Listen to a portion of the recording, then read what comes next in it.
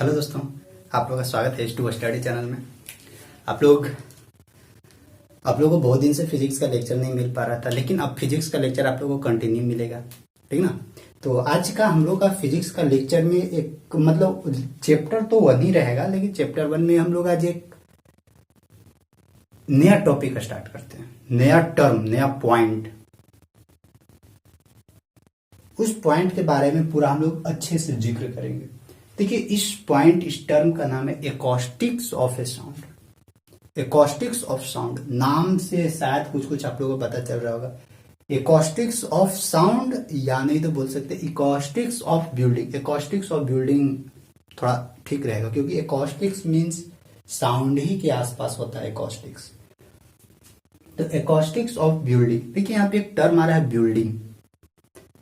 तो इससे ना मतलब बिल्डिंग का इंजीनियरिंग में लेना देना केवल सिविल इंजीनियरिंग से ही होता है, ज्यादातर मैक्सिमम।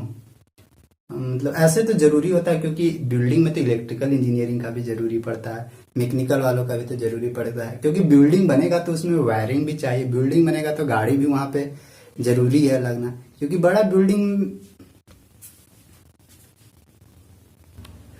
बिल्डिंग तो बन जाएगा, लेकिन खाली बड़ा बिल्डिंग बनने से कुछ शोभा देगा नहीं। तो वहां पे जब तक दो चार वो गाड़ी नहीं लगेगा ना, तब तक फिर मजा नहीं आएगा, ठीक ना। तो ऐसे तो बिल्डिंग में सबका जरूरी, लेकिन ये बिल्डिंग जो अभी हम लोग पढ़ रहे हैं एकॉस्टिक्स ऑफ बिल्डिंग, इस बिल्डिंग में केवल और केवल सिविल का ही रोल रहेगा। इसमें इलेक्ट्रिकल और मैकेनिकल का कोई और अदर ब्रांच का कोई रोल नहीं रहेगा, अदर इंजीनियर्स का कोई रोल नहीं रहेगा। लेकिन पढ़ना सबको है, समझना सबको है। देखिए, एकॉस्टिक्स ऑफ बिल्डिंग अगर सिंपल भाषा में बोला जाए तो पूरा बिल्डिंग के बारे में बात नहीं करते, कोई एक रूम के बारे में बात करते हैं। एक रूम के बारे में बात करते हैं तो उसी रूम को हम बोलते हैं, मतलब उसी रूम के बारे में बता रहे हैं। देखिए, एकॉस्टिक्स ऑफ बिल्डिंग नहीं, एकॉस्टिक्स ऑफ रूम के बारे में बात करते हैं। इसके बाद बिल्डिंग के बारे में बात करें। एकॉस्टिक्स ऑफ रूम मतलब एक रूम को ऐसा हमको डिजाइन करना है, ताकि उस रूम में, उस कमरा में प्रॉपर तरीका से आवाज जेनरेट हो, मतलब साउंड जेनरेट हो, और वो उस कमरा में जितने लोग भी बैठे हुए हैं सभी लोगों के पास प्रॉपर तरीका से सही समय पे और एकदम क्लियरली आवाज उन लोगों के पास पहुंच जाए। यही है हम लोगों का एकॉस्टिक्स ऑफ रूम। और जब एकॉस्टिक्स ऑफ रूम समझ में आ गया तो एकॉस्टिक्स ऑफ बिल्डिंग भी यही है। यानी एक बिल्डिंग को या एक बिल्डिंग में जितना भी रूम है, कमरा है, उस कमरे को इस तरह से हम लोगों को डिजाइन करना है, उस रूम को इस तरह से प्लान तैयार करना है, ताकि उस रूम में कोई भी प्रोग्राम हो या कोई भी कार्यक्रम हो तो उस कार्यक्रम में डीजे बजे, साउंड बजे, या किसी की भाषण हो या किसी का स्पीच हो रहा हो, तो उस कमरा में जितने भी ऑडियंस लोग बैठे हुए हैं सभी ऑडियंस के पास एक समान आवाज में और एक सही समय तक उन लोगों के पास सही आवाज, सही साउंड पहुंचे। वही है एकॉस्टिक्स ऑफ बिल्डिंग। यानी मेनली हम लोगों को एकॉस्टिक्स ऑफ बिल्डिंग में यही पढ़ना है ना, ओवरव्यू बता दे रहे हैं आप लोग को। एकॉस्टिक्स ऑफ बिल्डिंग में यही पढ़ना है कि एक कोई बिल्डिंग को किस तरह से हम लोग डिजाइन करें, किस तरह से उसको बनाएं, ताकि उस रूम में, उस बिल्डिंग में जितने लोग भी ऑडियंस लोग बैठे हुए हैं उन लोगों के पास एक सही तरीका से सही समय पे साउंड उन लोग तक पहुंच पाए।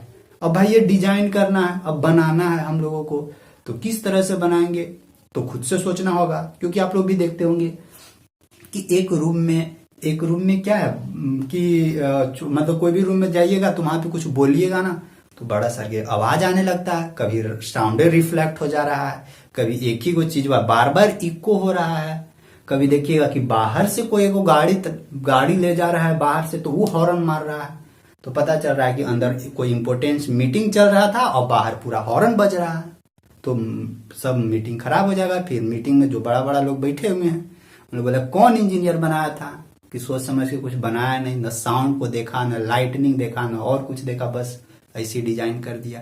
तो यही सब सारा चीजें हम लोगों को पढ़ना है। कि किस तरह से एक्सटर्नल साउंड को हटाना है, किस तरह से एक रूम को प्रॉपर तरीका से डिजाइन करना है, ये सब सोचिए। ये सब बिल्डिंग तैयार होने से पहले का ये सब काम रहता है। पहले ही से सोचना होता है कि कहाँ पे क्या क्या चीजें जरूरत पड़ेगी, ताकि एक सही से सही साउंड सही समय पे सब लोगों को पहुंच जाए। क्योंकि आप लोग खुद से सोचिए ना, खुद से देखिए कि अगर आपके घर में कोई एक इम्पोर्टेंट मीटिंग चल रहा होगा ना, अपना फैमिली के पास ही देखिए, इम्पोर्टेंट मीटिंग चल रहा होगा, अगर कोई वहां पे दो इम्पोर्टेंट मतलब दो लोग बात कर रहे हैं, वहां पे कोई तीसरा आके बोलने लगे ना कुछ, तो बड़ा अजीब तरह का लगता है। मतलब लगता है ना कि ये क्या कर दिया, एकदम सब खत्म कर दिया, तहस नहस सत्यानाश कर दिया। ऐसा कभी कभी फील होता होगा। तो सोचिए, आप जब एक फैमिली में मतलब एक छोटा सा प्रॉब्लम के लिए बैठ के और उसको आप लोग वहां पे प्रॉपर तरीका से सॉल्यूशन करने की कोशिश करें, ताकि एगो कोई उसी समय कोई एक्सटर्नल साउंड आ गया तो फिर तहस नहस हो गया। मतलब उस जो एक्सटर्नल साउंड आया उसके चलते पूरा खराब हो गया। या नहीं तो मान लेते दो बात कर रहे थे कोई भी रूम में, और रूम में से वही चीज वो बार बार रिपीट हो रहा है, तो फिर थोड़ा अजीब लगेगा। तो वो एकॉस्टिक अच्छा नहीं है, यानी वो गुड एकॉस्टिक्स ऑफ रूम नहीं है।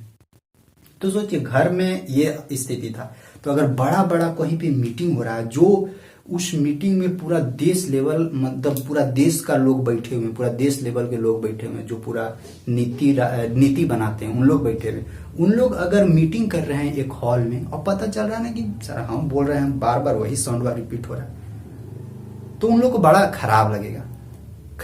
तो उस सब को कैसे अब हमको सही डिजाइन करना होगा, उसको वही हम लोगों को पढ़ना है एकॉस्टिक में, कि कैसे कैसे काम करेंगे। मान लेते आप मूवी देखने गए थिएटर में और पूरा एक्शन सीन चल रहा, पूरा धड़ाम धड़ीम कर रहा है वहां पे एक्टर लोग।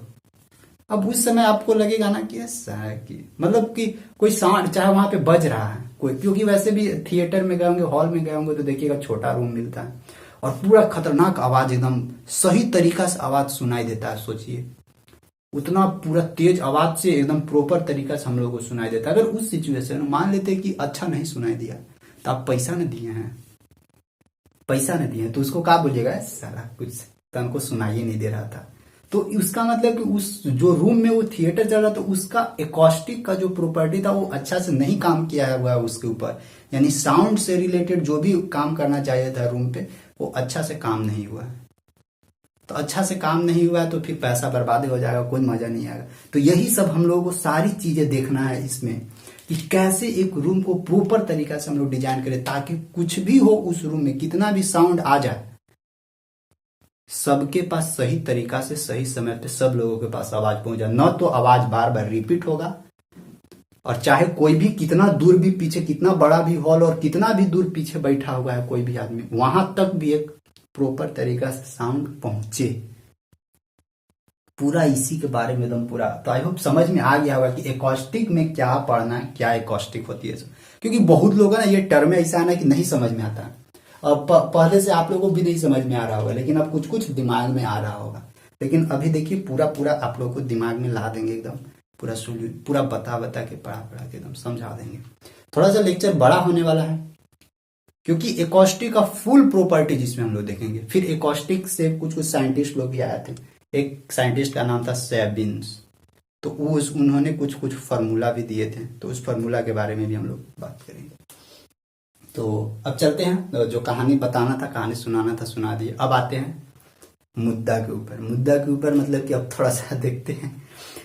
नहीं आप लोग ना किसी को देखते हैं ना कि कमेंट करते हैं, नहीं सर आप बहुत ज्यादा एक्सप्लेन कर देते हैं। देखिए, ज्यादा एक्सप्लेन करने का रीजन है कि नहीं एक्सप्लेन करेंगे तभी आप लोग नया नहीं कुछ समझ में आएगा। क्या मतलब, बस डिफिनीशन बता के छोड़ दें। देखते हैं किसी का कमेंट आता है कि नहीं सर आप बहुत एक्सप्लेन कर देते हैं, इतना नहीं कीजिए। नहीं, अगर देखिए ज्यादा एक्सप्लेन लगता है ना तो छोड़ दीजिए, मत देखिए लेक्चर, सबसे बढ़िया।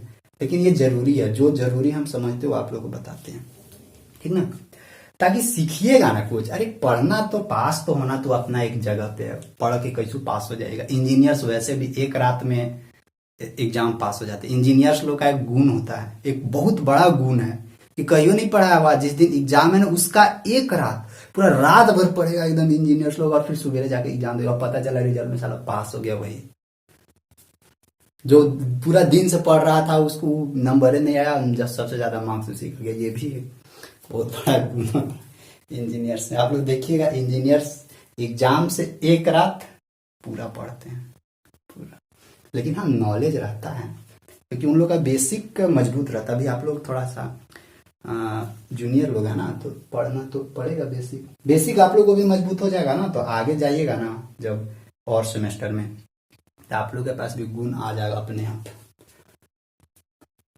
चलिए अब आते हैं टॉपिक के ऊपर, देखते हैं एकॉस्टिक्स ऑफ ए बिल्डिंग का थोड़ा सा डिफिनीशन देखते हैं। डिफिनीशन को देखिए, समझिए इसको अच्छे से। देखिए एकॉस्टिक्स ऑफ बिल्डिंग क्या होता है, अगर इसका डिफिनीशन लिखना हो तो सबसे पहले एकॉस्टिक समझते हैं कि एकॉस्टिक क्या होता है, इसके बाद एकॉस्टिक ऑफ बिल्डिंग। वही एकॉस्टिक्स, वही कोई भी एक बिल्डिंग में अच्छा से एकॉस्टिक्स हो जाए प्रॉपर तरीका से। एकॉस्टिक्स मतलब कि एकॉस्टिक्स मतलब साउंड, प्रॉपर तरीका से साउंड लोगों तक पहुंच जाए, जितने भी ऑडियंस लोग बैठे हुए हैं, वही है एकॉस्टिक्स। देखिए समझते हैं इसको। एकॉस्टिक्स हम लोग को बोलता है, एकॉस्टिक्स बोलता है कि द ब्रांच ऑफ साइंस, वैसे भी साइंस के अंदर ही एक फिजिक्स है तो उसी का ये branch, the branch of science which deals with, देखिए इस बात को गौर कीजिएगा, planning of building, public hall, theatre for the best sound effect. इस बात पे ध्यान रखिएगा, इस बात पे जोर डालिएगा। For the best sound of effect to the audience is called acoustics.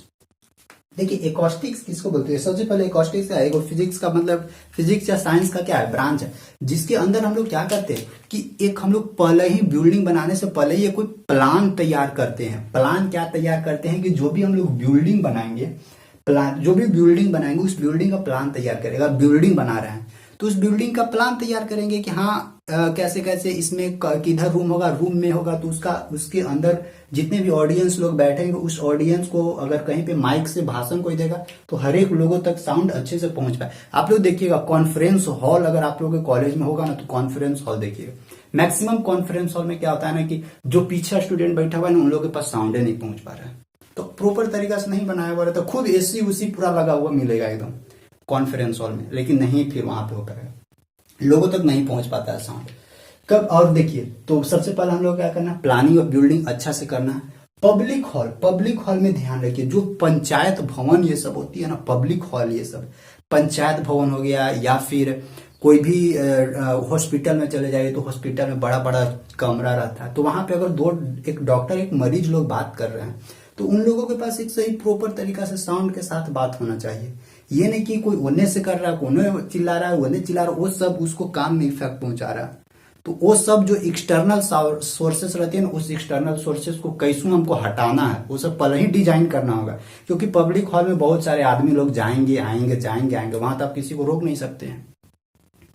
तो उसी के अनुसार ना हम लोग रूम को डिजाइन करेंगे। हाँ कि बाहर भी हल्ला होगा, वो बाहर भी साउंड होगा और अंदर इंपॉर्टेंट मीटिंग चलेगा, तो दोनों को बैलेंस करके हमको रूम के कमरा को डिजाइन करना है, ताकि इधर जो एक्सटर्नल साउंड जो बाहर का पब्लिक लोग है उन लोग हल्ला करे तो उन लोग का आवाज अंदर तक नहीं पहुंचे, या बाहर रोड पे कुछ भी गाड़ी उड़ी जा रहा है तो उसका आवाज हॉल में नहीं पहुंचे। इसी तरह से हम लोग पूरा रूम को डिजाइन करेंगे, और वही जो रूम को डिजाइन करेंगे वही तो क्या है, और रूम को डिजाइन करेंगे कौन सा पर्पस को देखते हुए, ये नहीं देखते हुए कि अच्छा लुक देगा, वो जो लुक देगा वो ठीक है, लेकिन वो अलग हम लोग को हो जाएगा, वो डिजाइनिंग के पर्पस से वो अलग हो जाएगा। लेकिन हम लोगों को इस तरह से इसको प्रॉपर तरीका से डिजाइन करना है ना, ताकि साउंड के पर्पस से सही से डिजाइन हो, ताकि एक्सटर्नल साउंड जो कि बाहर से साउंड है वो वाला रूम में न एंट्री करे, बाहर वाला साउंड है उसको बाहर ही कैसे खत्म करे। बहुत सारा सोर्सेस होती है, बहुत सारा तरीका है एक्सटर्नल साउंड को हटाने का, वो भी अभी सारा चीज देखेंगे। तो वही है कि planning of building, public hall समझ में आ गया होगा। थिएटर में क्या है कि थिएटर में आप लोग देखिएगा, थिएटर या फिर मूवी हॉल वाला में देखिएगा वहां पे कि सामने पर्दा लगा हुआ रहता है और साइड में बहुत बड़ा बड़ा माइक लगा हुआ रहता है, बॉक्स लगा हुआ रहता है। उससे क्या होता है ना, देखिएगा जब वहां पे गूंजेगा ना, मतलब आवाज जैसे जैसे मूवी चलेगा तो जितना भी ऑडियंस लोग बैठे हुए हर एक ऑडियंस के बाद एक प्रॉपर तरीका से क्या होता है ना, उन लोगों के पास आवाज सुनाई देता है। सोचिए अगर उस तरह से डिजाइन किया हुआ है वो,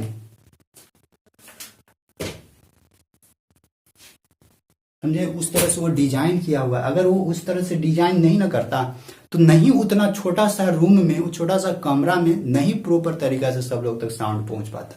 इसीलिए ये सब एकॉस्टिक का ही गुण है। तो यहाँ पे भी थिएटर को भी अच्छे से, और क्यों क्यों ये सब हम लोग अच्छे से प्लानिंग ये सब करते हैं, ताकि for the best sound effect to the audience, ताकि जितना भी ऑडियंस लोग बैठा हुआ है हर एक ऑडियंस के पास सही तरीका से आवाज पहुंचे। इज नॉन एज एकॉस्टिक, उसी को हम लोग एकॉस्टिक। आई होप यहाँ तक समझ गया। देखिए इसका एक डिफिनेशन और देखने को मिलेगा, और लिख दे रहा है एकॉस्टिक्स का, ACOUSTICS। देखिए acoustics is a branch of physics. अब हम लोग ना इसके बाद देखते हैं ना कि एक गुड एकॉस्टिक्स मतलब कि एक कोई भी कमरा है, उस कमरा का मतलब एकॉस्टिक सही हो, मतलब कमरा मतलब एक, ओहो, देखिए हम लोग को इसके बाद हम लोग पढ़ेंगे ना कि गुड एकॉस्टिक्स के लिए क्या क्या चीजें कंपलसरी रहती है, ये भी देखेंगे। फिर गुड एकॉस्टिक मतलब क्या क्या चीजें एक्सटर्नल सोर्सेस आ सकती है ताकि एकॉस्टिक जो गुड एकॉस्टिक्स है उसको डिस्टरबेंस कर सकती है। ये सभी सारा पॉइंट, हर एक पॉइंट के बारे में जिक्र करेंगे इसमें, ठीक ना। ACOU, acoustic is a branch of physics which deals with acoustics is a acoustic is a branch of physics which deals with generation, reception, reception and propagation of sound। ये भी लिख सकते हैं आप लोग, एकॉस्टिक का ये भी डिफिनेशन डाल सकते हैं, लेकिन बेस्ट डिफिनेशन फर्स्ट वाला होता है, the branch of science which deals with planning of building public hall theatre for the best sound effect to the audience is called acoustics.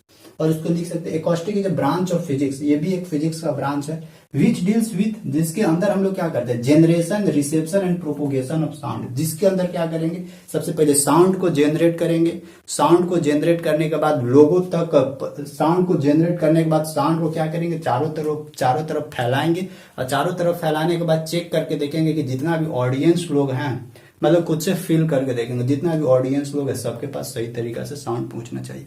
जैसे आप लोग देखे होंगे संसद भवन ये सब होता है ना, टीवी पर देखिएगा, संसद भवन का डिजाइन देखिए, डिजाइन उन लोग का इस तरह से डिजाइन किया हुआ रहता है ना, ताकि कितना भी शोरगुल हो, कितना भी हल्ला हो, सब जगह पे सेम आवाज सही तरीका से पहुंचे। आई होप इसके एकॉस्टिक्स ऑफ बिल्डिंग का डिफिनेशन समझे होंगे, एकॉस्टिक्स क्या होता है। अब देखते हैं कि गुड एकॉस्टिक्स के लिए कैसा रूम होना चाहिए, क्योंकि ये बहुत जरूरी है। गुड एकॉस्टिक्स के लिए रूम किस तरह से डिजाइनिंग होना चाहिए ये बहुत जरूरी है।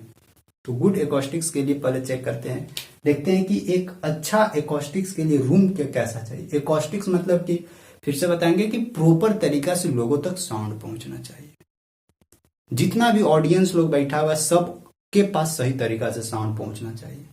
पता चलेगा एगो कोई स्टूडियो है, जैसे मेरा ही देखिए ना, अगर हम आप लोग के सामने बात कर रहे हैं तो मेरा आवाज आप लोग को बार बार रिपीट नहीं हो रहा होगा, तो ये भी हम लोग पढ़ेंगे। रिपीट हो रहा होगा तो उसको हम लोग कैसे हटाएं उसको, क्योंकि वो जरूरी नहीं है। अगर बार बार एक ही चीज रिपीट होगा ना तो आप ऑडियंस हैं, मानते हैं स्टूडेंट है, लेकिन आपको कुछ देर तक लिए ऑडियंस मानते, तो आपके पास सही तरीका से आवाज नहीं जाएगा, तो आप क्या कीजिएगा, गाली दीजिएगा। यही तो कर सकते हैं, या बोलिएगा कि सर साउंड क्वालिटी ठीक कीजिए। तो जब साउंड क्वालिटी ठीक कीजिए मतलब यही जो मेरा रूम का डिजाइनिंग है, रूम का डिजाइनिंग जो रूम के अंदर जो एकॉस्टिक्स का गुण होना चाहिए था वो है ये नहीं है बढ़िया से, तो उसको हमको प्रॉपर तरीका से डिजाइन। अच्छा मान ले तब तो घर बना दिए, तो तब उसके बाद हम लोग कैसे अब उसको ठीक करें साउंड को, तो उसके बाद भी बहुत सारा तरीका रहता है। साउंड ऑब्जर्वर लगा दीजिए ताकि वो सारे साउंड उधर से रिफ्लेक्ट नहीं हुए। यहाँ से साउंड जाए तो बीच में जो भी ऑडियंस बैठा हुआ है उन लोगों के पास साउंड पहुंच जाएगा, और फिर उधर से रिपीट नहीं हुए साउंड, इसीलिए उस साउंडवा को वहीं पे रोकवा दीजिए। तो उसके लिए फिर साउंड ऑब्जर्वर वहां पे जरूरी पड़ेगा, ताकि उधर से फिर साउंड रिपीट नहीं आएगा, तो ऑडियंस लोग सही से सुन पाएंगे आवाज या भाषण। कभी कभी आप लोग देखते होंगे कि जो कोई तेजी से भाषण देता है ना, उन लोग का ना साउंड थोड़ा ना ओवरलैप करने लगता है कोई भी रूम में, तो फिर उन लोग का भी वो भी सही तरीका नहीं है एकॉस्टिक्स। अब देखते हैं, आई होप यहाँ पे समझ में। अब गुड एकॉस्टिक्स के लिए क्या क्या कंडीशन होना चाहिए एक प्रॉपर रूम का, उसके बारे में समझते हैं।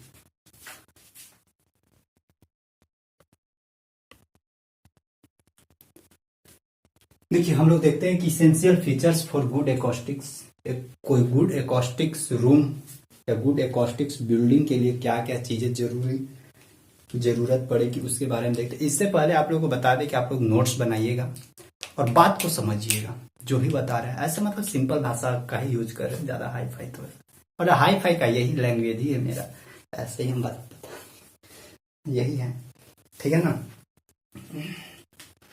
तो पढ़िएगा मन लगा के, मन लगना चाहिए, क्योंकि मन नहीं लगेगा तो जबरदस्ती फिर कितना दिन तक कीजिएगा, फिर जबरदस्ती मजा नहीं आता है। चलिए देखते हैं essential features for good acoustics. ठीक है, एकॉस्टिक्स के बारे में तो इतना सारा हम लोग कहानी सुने, मतलब हम सुनाए आप लोग सुने।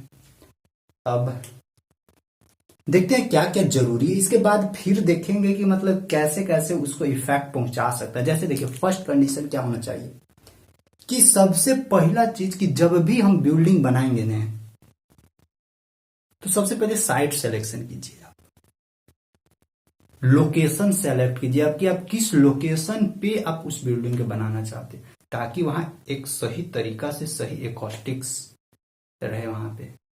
जैसे देखिए, ये सब जनरली ना ज्यादातर साइट सिलेक्शन किया जाता है एकॉस्टिक्स को देखते हुए सबसे पहले कॉलेज या जो स्कूल, अगर आप लोग देखे होंगे ना, कॉलेज स्कूल या फिर हॉस्पिटल, ये सब जनरली मैक्सिमम कंडीशन में जो कॉलेज स्कूल हॉस्पिटल ये सब होता है ना, जंगली क्षेत्र में रहता है, एकदम सबसे एकांत में रहेगा। क्यों एकांत में रहता है? ताकि वहां पे एक्सटर्नल नॉइज, जो भी एक्स्ट्रा साउंड, डीजे उजे, फिर वाइब्रेशन, वॉल्यूम के साथ हॉर्न, ये सब चलता है, वो सब वहां तक नहीं पहुंचे, ताकि वहां पे जो फ्यूचर लोगों को बन रहा है वो सही तरीका से फ्यूचर बने, क्योंकि वहां पे देश का फ्यूचर तैयार होते हैं स्कूल कॉलेज में। उन्हीं लोगों के ऊपर पूरा फिर देश चलने वाला है, देश को उन्हीं लोग, हम ही लोग चलाएंगे, उन्हीं लोग का, उसमें हम भी आते हैं, ठीक ना। तो आई होप समझ में आ रहा होगा। तो वहां पे हम लोग सबसे पहले क्या करते हैं, एकॉस्टिक्स को अगर ध्यान में रखते हुए कभी भी हम लोग बिल्डिंग बनाएंगे तो सबसे पहला साइट सिलेक्शन सही कीजिए, ताकि वहां पे एक्सटर्नल नॉइजेज ये सब कम। तो सबसे पहला एकदम गुड एकॉस्टिक्स के लिए क्या इसेंशियल है, सबसे पहला ये वाला सिचुएशन कि ए प्रॉपर साइट सिलेक्शन। सबसे पहला एक प्रॉपर साइट सिलेक्शन कीजिए कि हमको कहाँ पे बिल्डिंग का निर्माण करना है, कहाँ पे बिल्डिंग बनाना है, ताकि वहां पे एक्सटर्नल साउंड कम है। मतलब फर्स्ट यही रखेंगे, ऐसे तो 7 को लिखे हैं, 7 को लिखे हैं, तो एक एक करके समझेंगे, लेकिन पहला कंडीशन हम मतलब पहला यही बोलेंगे कि सबसे पहला साइट, क्योंकि बिल्डिंग बनने से पहले तो साइट सिलेक्शन होगा ना, कि किस जगह पे कौन सा लोकेशन पे हमको घर बनाना है, या स्कूल बनाना, कमरा बनाना, मकान बनाना, हॉस्पिटल बनाना। तो यही है, ये proper site selection away from busy highway और नॉइजी लोकेशन। मतलब कि जो जहां पे बिजी हाईवे रहता, हाईवे ये सब रहता, वहां पे देखिएगा हमेशा ट्रक ये सब आते जाते रहती, तो उससे कुछ दूरी पर ही बने ना तो अच्छा रहेगा। ये नॉइजी लोकेशन जहां पे ज्यादा हल्ला शोरगुल ये सब होते रहता है ना, वहां से दूर ही बने ना तो बेटर रहेगा। तो सबसे पहला बिल्डिंग गुड एकॉस्टिक्स के लिए क्या जरूरी है कि आप पहले साइट सिलेक्शन कर रहे हैं तो थोड़ा नॉइजी से या फिर बिजी हाईवे से थोड़ा दूर करें, पहला। दूसरा इसी में से देख रहे हैं,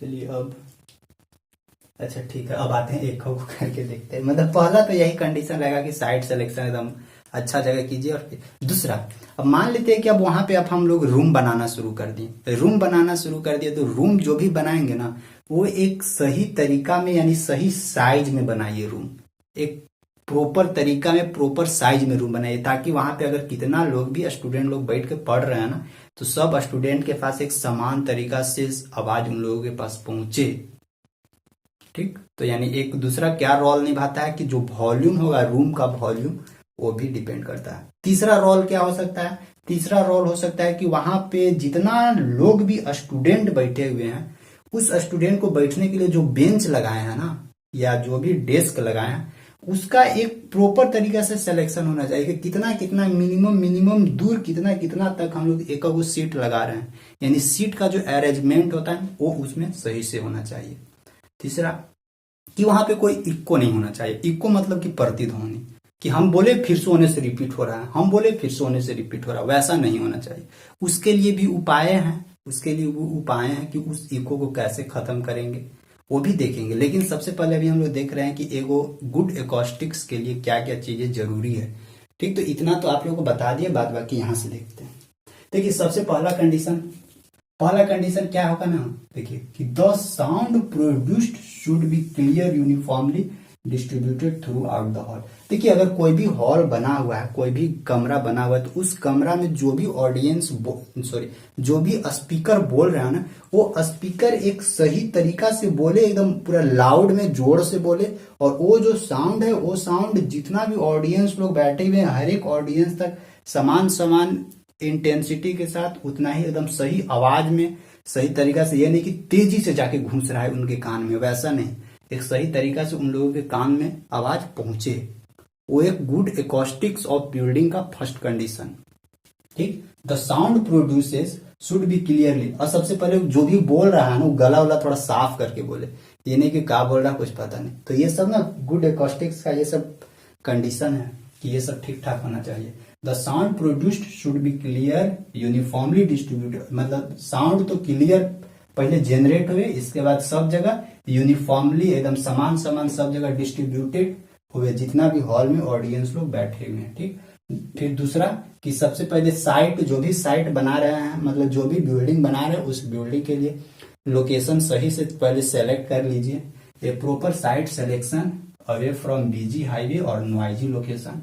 ठीक है, थर्ड क्या है कि थर्ड की the hall should be big enough. जो भी आप एक रूम बना रहे हैं, एक कमरा बना रहे हैं, उसमें थोड़ा सा क्या है ना कि the hall should be big enough, थोड़ा बड़ा होना चाहिए, एक प्रॉपर तरीका से बड़ा होना चाहिए, big enough, so that sound spread uniformly over it's entire area, ताकि साउंड ने चारों करे छितरा जाए बढ़िया तरीके से। नहीं तो छोटे सा के रखिएगा गली टाइप का, तो वहां पे साउंड नहीं सब जा पाएगा। इसीलिए जो भी हॉल है थोड़ा हॉल बड़ा रहना चाहिए, और जितना भी उस हॉल में बैठे हुए हैं, जितना भी वो बड़ा हॉल है चारों तरफ, ताकि चारों तरफ साउंड को पहुंचने में कोई परेशानी, कोई दिक्कत नहीं हो। तो ये भी। और चौथा क्या ध्यान में रखना कि शेप ऑफ हॉल। देखिए कभी कभी आप लोग देखते होंगे ना कि शेप और हॉल, जो भी बिल्डिंग ये सब बनता है ना, कमरा उमरा बनता है ना, उसका डिजाइन चेंज कर दिया जाता है, शेप साइज चेंज कर दिया जाता है। अभी तो हम लोग नॉर्मल रूम में रहते हैं, नॉर्मल रूम में आप लोग भी रहते होंगे, कहीं कहीं वैसा बिल्डिंग देखते होंगे ना जो ऐसे कर्व टाइप का रहता है, ऐसे कर्व टाइप का ऐसे बना हुआ रहता है, यानी गुंबद टाइप का बना हुआ रहता है, यहाँ पे ऐसे गुंबद टाइप का बना हुआ रहता है, और इसके अंदर पूरा कमरा ये सब हॉल इधर लगाया हुआ रहता है। तो ये सब ऐसे क्यों डाला जाता है? ये सब एकॉस्टिक्स को ही देखते हुए ये सब बनाया जाता है, ताकि जितना इसके अंदर ऑडियंस लोग बैठे, सब जगह से साउंड एने से रिफ्लेक्ट होके सब जगह पे पहुंच जाए। मैक्सिमम सिचुएशन में होता है जब कोई रूम बड़ा है ना, तो उस जगह पे ऐसा बनाया जाता है। इस सब में और देखा जाता है, पैसा वैसा भी देखा जाता है, ज्यादा पैसा लगेगा तो कौन बनाएगा ऐसे ज्यादातर मैक्सिमम सरकारी भवन में ही ये सब देखने को मिलता है, क्योंकि उन लोगों के पास पैसा अनुवार आता जाता है, तो क्या दिक्कत है। ठीक, तो ये भी रोल बहुत निभाता है गुड एकॉस्टिक्स में। Shape of hall plays very important role in determining acoustics quality. Acoustics quality को डिटरमाइन करने के लिए शेप ऑफ हॉल भी बहुत इंपॉर्टेंट भूमिका निभाती है। पांचवा क्या है, reverberation should be minimum. Reverberation क्या होता है इसके बारे में हम लोग आगे चर्चा करेंगे बढ़िया से, रिवर्बरेशन क्या होता है। लेकिन जो भी एक रूम है, कमरा है, उस कमरा में रिवर्बरेशन क्या होना चाहिए, बहुत कम होना चाहिए। जैसे देखिए थोड़ा सा बता देते हैं।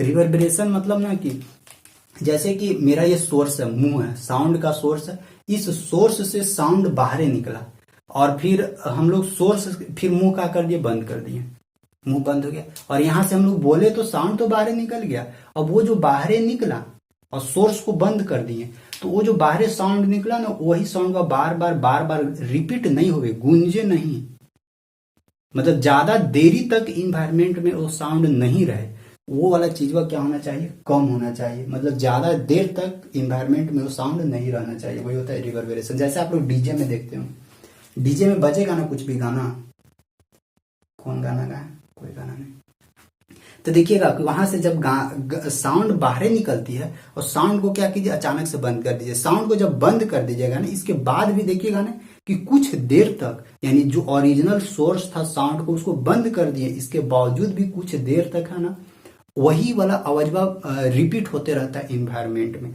तो वो जो जितना देरी तक रिपीट हो रहा है ना, वही वो कहलाता है रिवर्बरेशन टाइम। और यहाँ से सोर्स से जो साउंड निकल गया और पूरा रिपीट हो रहा है, वो उसका वो प्रोसेस को बोलते हैं रिवर्बरेशन। तो वही वाला थोड़ा क्या है ना कि कम होना चाहिए रिवर्बरेशन। मतलब वो जो धीरे देरी तक रिवर्बरेशन हो रहा था, वो ज्यादा देरी तक नहीं हुए। वो जो साउंड धीरे देरी तक गूंज रहा था, वो ज्यादा देरी तक नहीं गूंजे। यही है कि reverberation should be minimum reverberation होना चाहिए। Echo should be absent, echo एकदम ही खत्म होना चाहिए। इको और रिवर्बरेशन दोनों अलग अलग चीजें। इको मतलब क्या कि जो प्रतिध्वनि है, प्रतिध्वनि यानी कहीं से टकरा के जो आ रहा है ना, वो वाला होता है इको। तो कहीं से जो टकरा के रिफ्लेक्ट हो रहा है, वो नहीं होना है, वो एकदम ही खत्म कर देना है, ठीक। और फिर और क्या है, the external sound should not be allowed enter the hall. जो भी बाहरी साउंड है, बाहरी साउंड, जो भी बाहर का साउंड है, उसको अलाउ नहीं करना है हॉल में। ये सब कुछ कुछ बातें थी जो गुड एकॉस्टिक्स के लिए कंडीशन है। तो ये सब आप लोग ध्यान में रखिएगा। और क्या क्या हो सकता है, जैसे आप लोग अगर अभी रूम में रहते होंगे ना, तो देखिएगा रूम में अभी ना पूरा सामान उमान होगा, एकदम पूरा सामान उमान, किताब कॉपी बेड ये वो, गैस चूल्हा कहीं होगा, तो ये सब सारा चीज होगा। तो अभी आप लोग जब अभी आप लोग बोलिएगा ना रूम में, तो ज्यादा कुछ होगा नहीं, अभी आराम से आप लोग दो दोस्त बात कर सकते हैं। लेकिन जब आप लोग रूम खाली कीजिएगा ना, तो आप लोग गौर कीजिएगा, रूम जिस समय खाली कीजिएगा ना, जब रूम खाली कीजिएगा तो मेरा बात याद रखिएगा। एक बार ना रूम में जाके, जो खाली वाला रूम है वहां पे जाके और थोड़ा सा बात कीजिए, आवाज डालिए, देखिएगा नहीं कहीं सारा गूंज रहा है आवाजवा। ऐसा क्यों होता है, यही होता है। पहले से क्या था, पहले से सारा कपड़ा लता है, कपड़ा उपड़ा पूरा था, इधर कॉपी उपी। तो उस सिचुएशन में क्या होता था, जब आप साउंड आवाज कर देते ना, तो बहुत जगह पे साउंडवा जाके क्या हो जाता था, एब्जॉर्ब हो जाता था, रिफ्लेक्ट होता ही नहीं था उधर से। लेकिन पूरा रूम खाली हो गया, तो क्या बचा, खाली सीमेंट का दीवार बचा है और एगो खिड़की बचा है। और उस समय आप बोलिएगा तो कुछ भी चीज आपका कोई भी चीज कहीं एब्जॉर्ब करने वाला तो चीज है नहीं, मतलब साउंड को एब्जॉर्ब अपने पास रखने वाला तो कुछ है नहीं। जहां साउंड जा रहा है उधर से रिपीट होके फिर से आ जा रहा है, तो गूंजने लगता है। तो वो फिर गुड एकॉस्टिक नहीं ना हुआ। पहले ही ठीक था, जितना सामान उमान था, ताकि हम लोग आराम से सुन सकते थे, आराम से समझ सकते थे। तो वही हम लोग का गुड एकॉस्टिक्स था। तो आई होप समझ में आ रहा होगा। तो यही इतना सारा ऐसे और बहुत सारा कंडीशन है, लेकिन इतना ध्यान रखिएगा। फीचर्स फॉर गुड एकॉस्टिक्स क्या क्या है, इसको ध्यान में रखना जरूरी है। अभी देखिए, अगर मान लेते हैं कि ये सब में से कोई कंडीशन है, हमको अच्छा से साइट नहीं मिल रहा है। अब भाई मेरा जमीन रोड के किनारे है, तो हम कहाँ से दूर जाके हम घर बनाए, हम हुआ ही बनाएंगे। तो ठीक है, हम हुआ ही बनाते हैं, लेकिन हम लोग को अभी क्या करना होगा, अभी इंटरनली डिजाइन करना होगा। इंटरनली यानी अंदर का जो रूम है, उस रूम के अंदर डिजाइन करना होगा, ताकि वहां पे कोई भी बातचीत हो रहा है तो बाहर वाला साउंड उसके पास अंदर नहीं पहुंचे, या अंदर जो साउंड जनरेट हो रहा है वो बाहर नहीं जाए। तो उस तरह से भी हम लोग इसको कर सकते हैं। तो इतना हम लोग का क्या था, कंडीशन था गुड एकॉस्टिक्स के लिए। अब देखते हैं कि अगर मान लेते हैं कि अच्छा एकॉस्टिक नहीं है कहीं भी, मतलब कि कुछ प्रॉब्लम्स हो रही है कोई रूम में, कमरा में, तो उसको हम लोग कैसे अच्छे से प्रॉपर तरीका से कैसे ठीक ठाक करेंगे, क्या क्या चीजें वहां पे हम लोग यूज करेंगे, उसके बारे में हम लोग थोड़ा सा देखते हैं। और यहाँ पे ये भी रिवर्बरेशन क्या होता है, इको क्या होता है, इसके बारे में भी हम लोग समझेंगे अच्छा से। अच्छा, पहले इसी को चेक करते हैं कि रिवर्बरेशन यहाँ पे नया वर्ड आया था, और इको क्या होता है इसको देखते हैं। रिवर्बरेशन है ना अनुरणन हिंदी में इसको बोला जाता है, और इको मतलब होता है प्रतिध्वनि। तो इसको हम लोग समझेंगे कि ये क्या होता है रिवर्बरेशन और इको। इसके बाद हम लोग देखते हैं कि अगर कोई गुड एकॉस्टिक्स नहीं है कोई भी कमरा में, तो उसको हम लोग कैसे ठीक करेंगे, उसको ठीक करने का क्या क्या प्रोसेस है, क्या क्या वहां पे कंडीशन हम लोग को यूज होगा। फिर एगो सेबिन्स फार्मूला भी, उसको भी हम लोग यहाँ पे समझेंगे और देखेंगे। ठीक है, समझते हैं हम लोग आगे, इसको मिटाते हैं।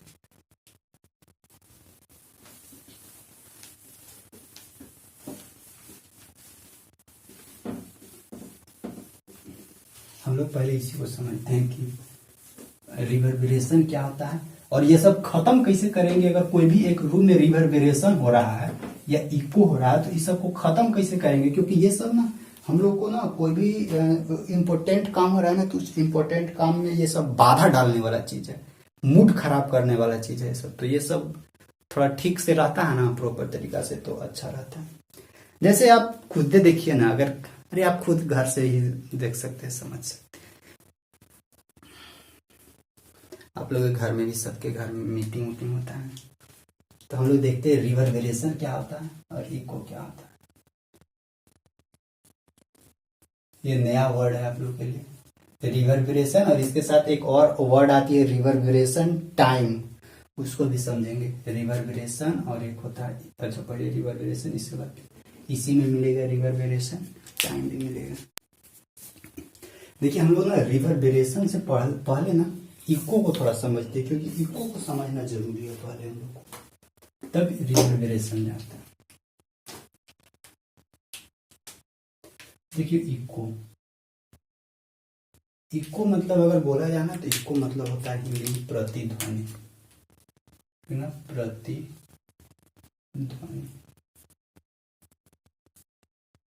इसको लिखते हैं डिफिनेशन। एक कमेंट आया था ना कि जब आप लिखते इंग्लिश में है, सॉरी, मतलब जब आप बोलते हिंदी में है तो इंग्लिश में क्यों लिखते हैं, आप उसको हिंदी में भी, उसको हिंदी में ही लिखिए, तो देखिए वैसे गड़बड़ा जाएगा। कैसे से देखिए, वैसे तो अगर हम हिंदी में लिखेंगे ना तो इंग्लिश वाले लोग नहीं समझ पाएंगे, लेकिन अगर इंग्लिश में लिखेंगे तो हिंदी वाले भी समझेंगे और इंग्लिश वाले भी समझेंगे। और वैसे भी हिंदी मीडियम वालों को लिए बोलिए दे रहे हैं, तो जो डिफिनीशन बोल दे रहे हैं उसी को लिख लीजिए, तो परेशानी तो नहीं होना चाहिए।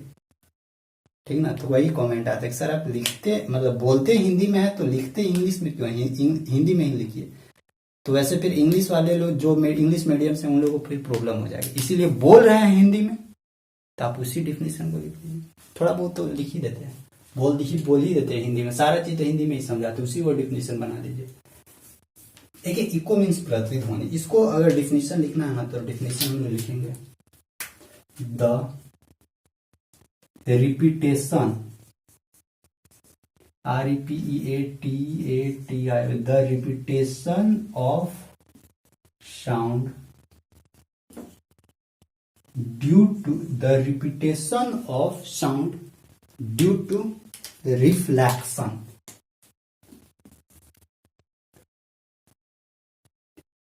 Due to reflection is known as echo.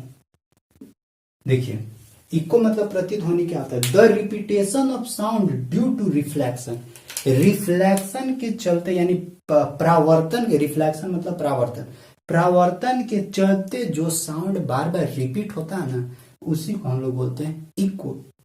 ठीक है, यहाँ पे एक कंडीशन होता है कि इको होने के लिए कितना मिनिमम कितना डिस्टेंस चाहिए, कि कितना दूर हम यहाँ हैं और मेरे से कितना दूर हॉल होना चाहिए ताकि हम यहाँ से बोलेंगे ना तो साउंड रिपीट हो गया। इसके लिए कंडीशन है और उसके लिए एक समय भी है। जैसे कि मान लेते हैं हम यहाँ, देखिए हम यहाँ है, देखिएगा ध्यान से, हम यहाँ और सामने ये मेरा है, सामने ये है ना व्हाइट बोर्ड, हम देखिए हम बोल रहे हैं, कुछ भी बोल रहे हैं तो आपको एक ही बार सुनाई दे रहा होगा, एक ही आवाज दो बार नहीं सुनाई दे रहा होगा। क्यों नहीं सुनाई दे रहा, यहाँ से तो साउंड रिपीट होके आप लोग को 2-3 बार सुनाई देना चाहिए था, तो क्यों नहीं हो रहा, क्यों नहीं हो रहा,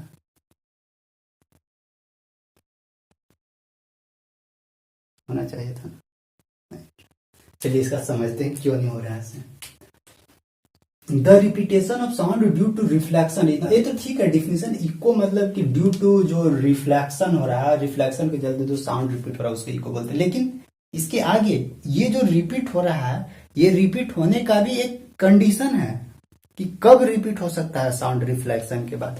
अगर देखिए, अगर हम यहां से बोल रहे हैं और यहां से टकराने के बाद, क्योंकि हम साउंड बोलेंगे तो यहां से टकरा के तो इधर उधर भाग ही रहा है, इधर उधर भाग रहा है। मेरा रूम में बहुत कचरा फैला हुआ है, इसीलिए साउंड एब्जॉर्ब हो जा रहा है उधर ही, इसीलिए आप लोग को बार बार नहीं सुनाई दे रहा है, समझे? तो आप लोग को नहीं सुनाई देगा, बहुत कचरा है मेरा रूम में, तो सब साउंड तो एब्जॉर्ब हो जा रहा है। लेकिन यहाँ पे समझते हैं, यहां से हम बोले ना, तो यहां से देखिएगा, यहां से साउंड यहां से रिफ्लेक्ट हुआ, रिफ्लेक्ट तो हो गया लेकिन सुनाई नहीं दिया। क्यों नहीं सुनाई दिया? तो पहला कंडीशन ध्यान रखिएगा कि अगर सोर्स यहां है, सोर्स यहां पे है, यहां बनाते हैं सोर्स, मुंह बनाते हैं, ये है हम लोग का क्या है, सोर्स है। यहां से साउंड निकलेगा, यहां से साउंड निकल रहा है, और यहां पे क्या, एक रिफ्लेक्टेड सरफेस है।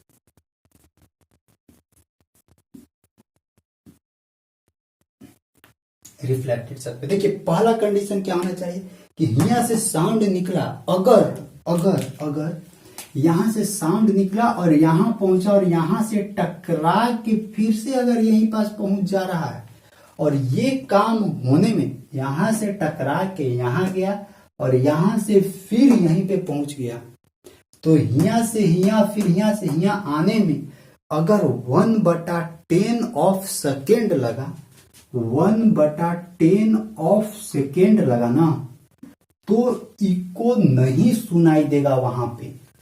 यानी 1/10 सेकेंड के अंदर में ही उधर से रिफ्लेक्ट होके साउंड हमारे तक पहुंच गया ना, तो फिर इको वहां पे जनरेट नहीं होगा। और अगर 1/10 सेकेंड से ज्यादा, अगर 1/10 सेकेंड से अगर ज्यादा समय ले लिया उधर से रिफ्लेक्ट होके मेरे तक पहुंचने में, तब समझिए कि इको होगा, इको होगा एकदम, एक ही साउंड को फिर से दोबारा सुनाई देगा। यानी जैसे देखिए, हम यहां से बोले तो इस व्हाइट बोर्ड से रिफ्लेक्ट होके मेरे पास 1/10 सेकेंड से पहले ही साउंड क्या हो गया, पहुंच गया कान में, पहले ही 1/10 सेकेंड से पहले ही हमारे कान में घुस गया, जिसके चलते दोबारा जो रिपीट हुआ होगा ना वो मेरे को सुनाई नहीं दिया। यानी इको यहाँ पे अब जनरेट नहीं हुआ। और अगर 1/10 सेकेंड से ज्यादा समय लेता तो क्या आता, फिर इको सुनाई देता। अच्छा 1/10 ऑफ सेकेंड मतलब सेकेंड यानी 1 सेकेंड, तो 1 सेकेंड यानी बोलने का मतलब कि 0.1 सेकेंड। सोचिए 0.1 सेकेंड के अंदर अगर उधर से टकरा के सरफेस से टकरा के मेरे पास पहुंच जाएगा तो इको का पता नहीं चलेगा हम लोगों को, इको हुआ कि नहीं हुआ कोई मतलब नहीं। लेकिन 0.1 सेकेंड से ज्यादा अगर समय ले लिया तो समझिए कि इको का इफेक्ट आपको पता चलने लगेगा। इसीलिए आप लोग देखते होंगे कि कभी कभी रूम में कुछ पता ही नहीं चलता, लेकिन कभी दूर वाला डिस्टेंस रहेगा तो वहां पे आप कुछ भी हेलो हेलो बोलिए, कोई उधर से भी आवाज आएगा, लगेगा अरे भूत बोल रहा है, मेरा भूत। वैसे नहीं था। अच्छा ठीक है, 0.1 से यहाँ पे कंडीशन इसको याद रखिएगा, पूछ देगा एग्जाम में वो एमसीक्यू में कि कितना सेकेंड के अंदर अगर साउंड आप तक पहुंच जाए तो इको का कोई इफेक्ट नहीं पड़ेगा। तो 1/10 सेकेंड के अंदर अगर उधर से साउंड रिफ्लेक्ट होकर हमारे कान में घुस जाएगा ना, तो फिर इको का कोई अता पता नहीं रहेगा। लेकिन अगर 1/10 सेकेंड से ज्यादा समय ले तो इको जनरेट हो जाएगा। अच्छा ठीक है, इको के लिए टाइम तो इतना है, ये टाइमिंग है। तो अब यहाँ से हम लोग निकाल सकते हैं कि कितना मिनिमम कितना डिस्टेंस होना चाहिए, कितना डिस्टेंस होना चाहिए ताकि हम लोग उसको सुन सकते हैं। मतलब कुछ तो डिस्टेंस भी तो होना चाहिए इस दोनों के बीच का।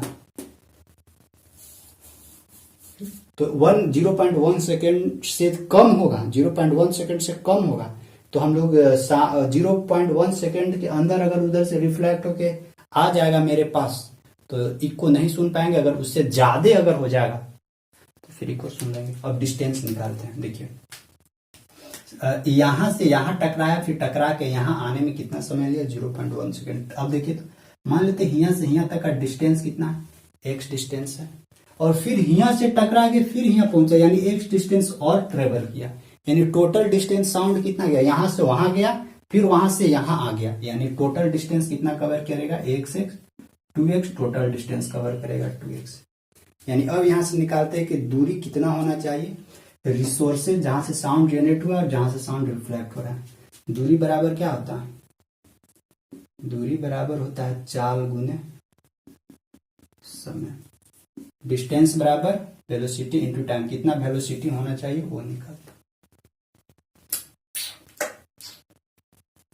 डिस्टेंस बराबर, अच्छा वेलोसिटी, अब यहाँ पे साउंड का वेलोसिटी कितना होता है एनवायरमेंट में, 340 342 इसी के आसपास होता है। तो आप लोग ले सकते कुछ भी वेलोसिटी, ये सब तो याद करने वाला टर्म है, पहले भी आप लोग साउंड में पढ़े होंगे। 340 मीटर पर सेकेंड भी ले सकते हैं, 342 मीटर पर सेकेंड भी ले सकते, कुछ भी ले सकते हैं, दोनों में से कोई फर्क नहीं पड़ेगा। चाल लेते हैं 340 मीटर पर सेकेंड, तो देखिए 340, वो आप पे डिपेंड करता है कि आप कौन ले रहा है। मान लीजिए हम तेजी से बोलेंगे तो आप तेजी से बोलिए, शायद कहीं आपके पास ज्यादा एनर्जी होगा तो आप तेज वेलोसिटी आपका और होगा, लेकिन नॉर्मल यही होता है। 340 मीटर पर सेकेंड है, समय कितना लग रहा था 0.1 सेकेंड, और दूरी क्या है, दूरी x 2x है, 2x है, तो हमको एक एक डिस्टेंस निकालना है, एक से खाली डिस्टेंस नहीं चाहिए, तो x बराबर यहाँ से क्या निकलेगा, ये दो इधर आ जाएगा, यानी 340 गुने 1/0.1 को तोड़ेंगे तो 1/10 आएगा, और ये दो नीचे आ जाएगा, 2 से 17 170, यानी ये 0 से 0 कैंसिल आउट, यानी x बराबर क्या मिलेगा 17 मीटर का डिस्टेंस, यानी 17 मीटर तक डिस्टेंस रहेगा, यानी 17 मीटर तक डिस्टेंस रहेगा या 17 मीटर से कम डिस्टेंस रहेगा तो हम लोग इको नहीं सुन सकते, क्योंकि समय क्या था 0.1 सेकेंड के अंदर में, यानी अगर 0.1 सेकेंड से बाहर भागेगा, यानी 0.1 सेकेंड से ज्यादा होगा तभी हम लोग इको सुन सकते हैं। उसी तरह 17 मीटर से ज्यादा डिस्टेंस जब तक नहीं होगा, यानी इको सुनने के लिए कितना चाहिए, इस दोनों के बीच का डिस्टेंस 17 मीटर से ज्यादा, यानी कहीं एन चाहिए, तब जाके साउंड हम लोग सुन सकते हैं इको का, नहीं तो नहीं सुन सकते। अच्छा 342 पे निकाल के देखते कितना आता है, चाल 342 गुने 1/10, और ये नीचे आ जाएगा 2, दो एकम 2, 2 सते 14, 2 एकम 2, 2 सते 14, 2 एकम 2 10, यानी 17.1 मीटर, इसी के आसपास आता है। तो वेलोसिटी पे डिपेंड करता है कितना वेलोसिटी आप रख रहे हैं, नॉर्मल वेलोसिटी ये होता है। यानी यहां से क्वेश्चन पूछ सकता है कि कितना मिनिमम डिस्टेंस कितना होना चाहिए इको सुनने के लिए, इको सुनने के लिए मिनिमम डिस्टेंस कितना होना चाहिए, तो मोर देन 17 मीटर, 17 मीटर से ज्यादा होगा तभी हम लोग इको सुन सकते हैं। कहीं कहीं ऑप्शन में 17.5 भी देता है, तो 17 मीटर से ज्यादा ही होगा, लेस देन 17 कभी भी, यानी 17 से कम, 17 मीटर से कम होगा अगर डिस्टेंस तो कभी भी आप इको नहीं सुन सकते हैं। तो आई होप इको सुनने का, इको क्या होता है, इको को कैसे निकाला जाता है, कितना डिस्टेंस चाहिए इको सुनने के लिए, कितना समय चाहिए, कितना से ज्यादा समय चाहिए या कितना से कम समय चाहिए, कितना डिस्टेंस चाहिए, मोर देन या लेस देन, सारा चीज बता दिए। अभी यही चीजों के ना स्टेटमेंट के फॉर्मेट में हम लिख देते हैं ताकि आप लोग को समझ में रहे, आए। चाहे कॉपी में आप लोग लिख सकते हैं, स्टार बना के लिख लीजिए, ये बहुत इंपॉर्टेंट है, VVI एकदम VVI 1 मार्क्स का क्वेश्चन, इसको स्टार मारिए। The repetition of sound due to reflection is known as echo, यहां तक तो हो गया।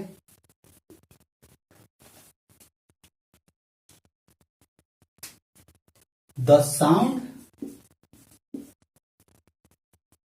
reflected back into 1/10 of second, या इसको हम लोग क्या लिख सकते हैं 0.1 सेकेंड, यानी 10 SOUND,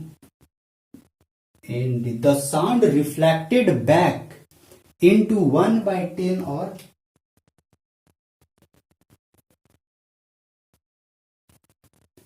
into time less than, into time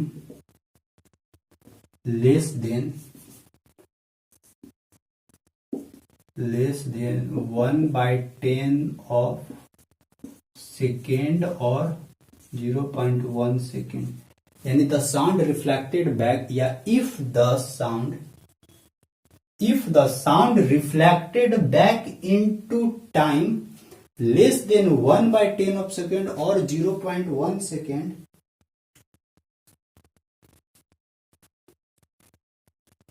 no echo is heard.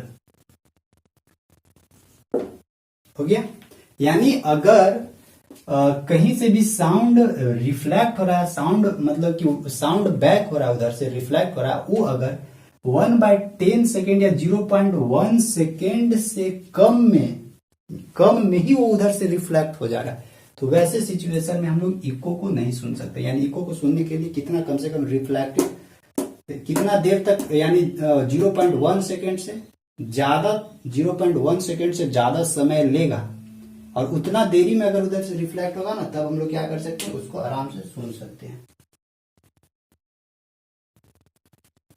चलिए हो गया। अब डिस्टेंस वाला लिख सकते हैं, डिस्टेंस वाला भी लिख दे रहे हैं। देखिए समझिए इसको, डिस्टेंस वाला भी लिखते हैं।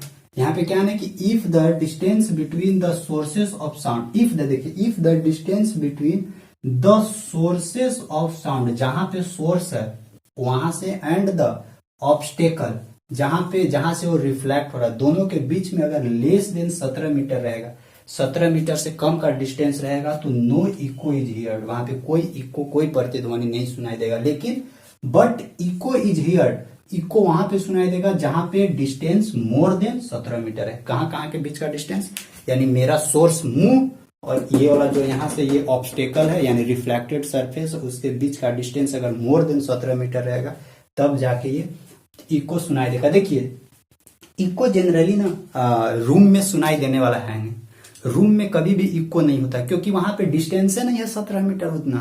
तो ये जनरली कहाँ पे इको जनरेट होता है, बाहर फील्ड में चले जाइए, फील्ड में कुछ दूर अगर आप खड़े हैं, बिल्डिंग है और बिल्डिंग से कुछ दूर खड़े हैं, वहां पे अगर आप हलो या कुछ भी बोलिएगा ना तो जोर से, तो वहां पे ये सब जनरली इको सुनाई देने वाला। या पहाड़ी एरिया में चले जाइए, पहाड़ी एरिया में भी इको सुनाई देता है। जंगल में चले जाइए, जंगल में क्योंकि पेड़ पौधा वहां पे रहता है, तो जंगल में भी इको हम लोग सुन सकते हैं। तो आई होप इको से रिलेटेड आप लोग को सारी बातें आप लोग को बता दी है।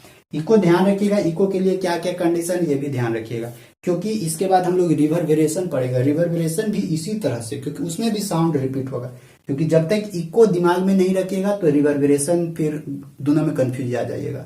और दोनों के बीच का फिर डिफरेंस भी देखेंगे कि दोनों के बीच का डिफरेंस है क्या। तो आई होप इको समझ गए होंगे, कि इको रियल में है क्या। अब हम लोग देखते हैं रिवर्बरेशन होता क्या है, रिवर्बरेशन और फिर रिवर्बरेशन टाइम क्या होता है, इस दोनों के बारे में पहले हम लोग सीखते हैं। तो पहले दोनों का रिवर्बरेशन का देखिए, रिवर्बरेशन का अगर ऐसे ही डिफिनीशन बोला जाए तो डिफिनीशन आप लोग को पहले समझाते हैं।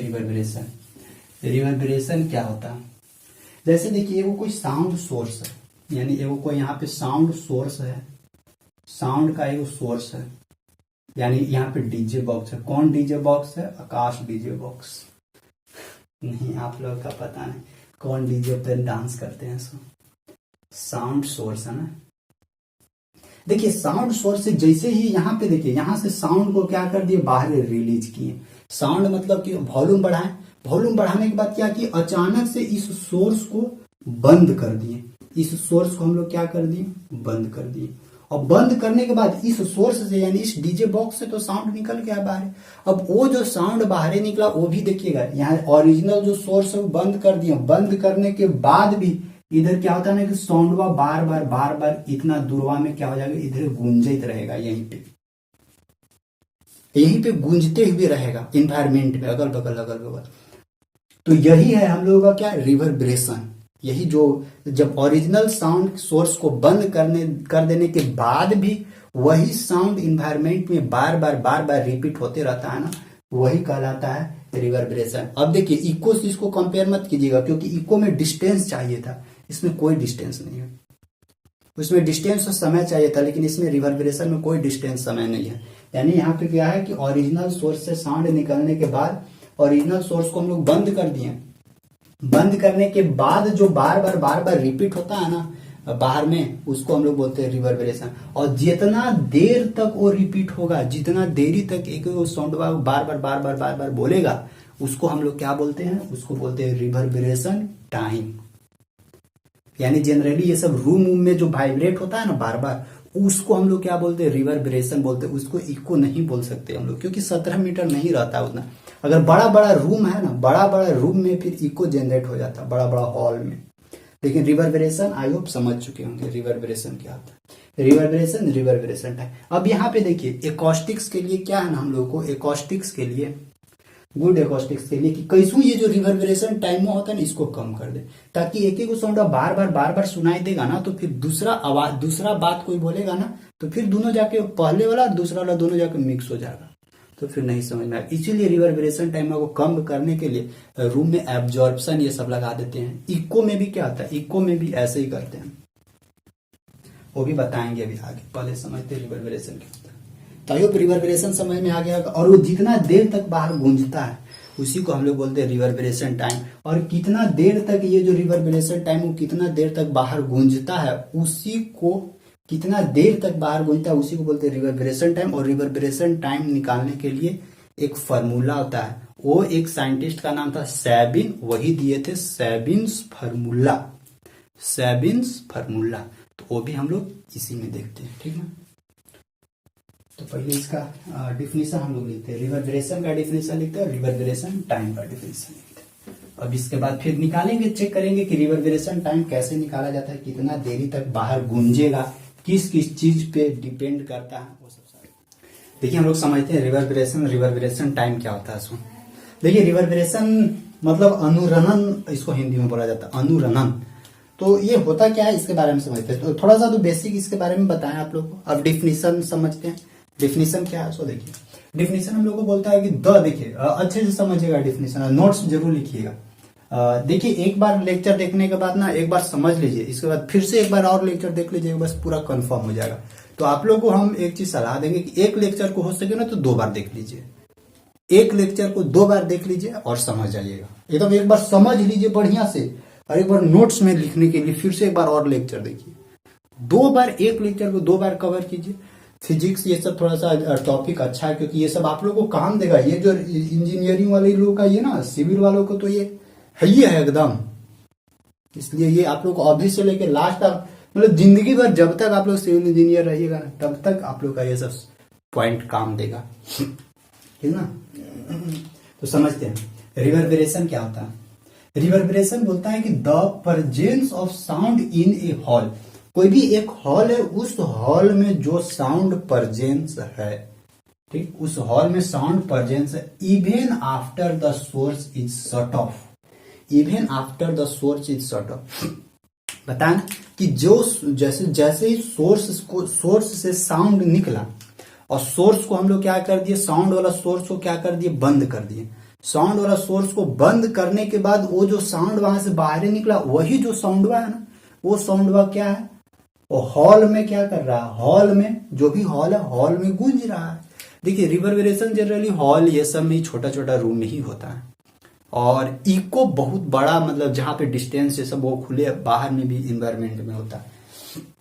तो रिवर्बरेशन क्या है कि मतलब सोर्स से साउंड निकला और सोर्स को बंद कर दिए, सोर्स को शट ऑफ कर दिए, उसके बाद जो भी साउंड बाहर में गूंज रहा है ना, वो वाला साउंड क्या कहलाता है, रिवर्बरेशन कहलाता है। जैसे खाली खाली रूम रहेगा ना, तो आप बोलिएगा ना तो वो इको नहीं होगा, बोलने के बाद आप शांत हो जाइए, देखिएगा ना पूरा गूंज रहा है, कुछ देर तक आवाज कर रहा है, तो उसको हम लोग क्या बोलेंगे, रिवर्बरेशन बोलेंगे। और अगर वही कुछ डिस्टेंस, ज्यादा डिस्टेंस जो 17 मीटर तक पहुंच के वहां से कुछ करे, तो उसको फिर हम लोग इको बोलेंगे।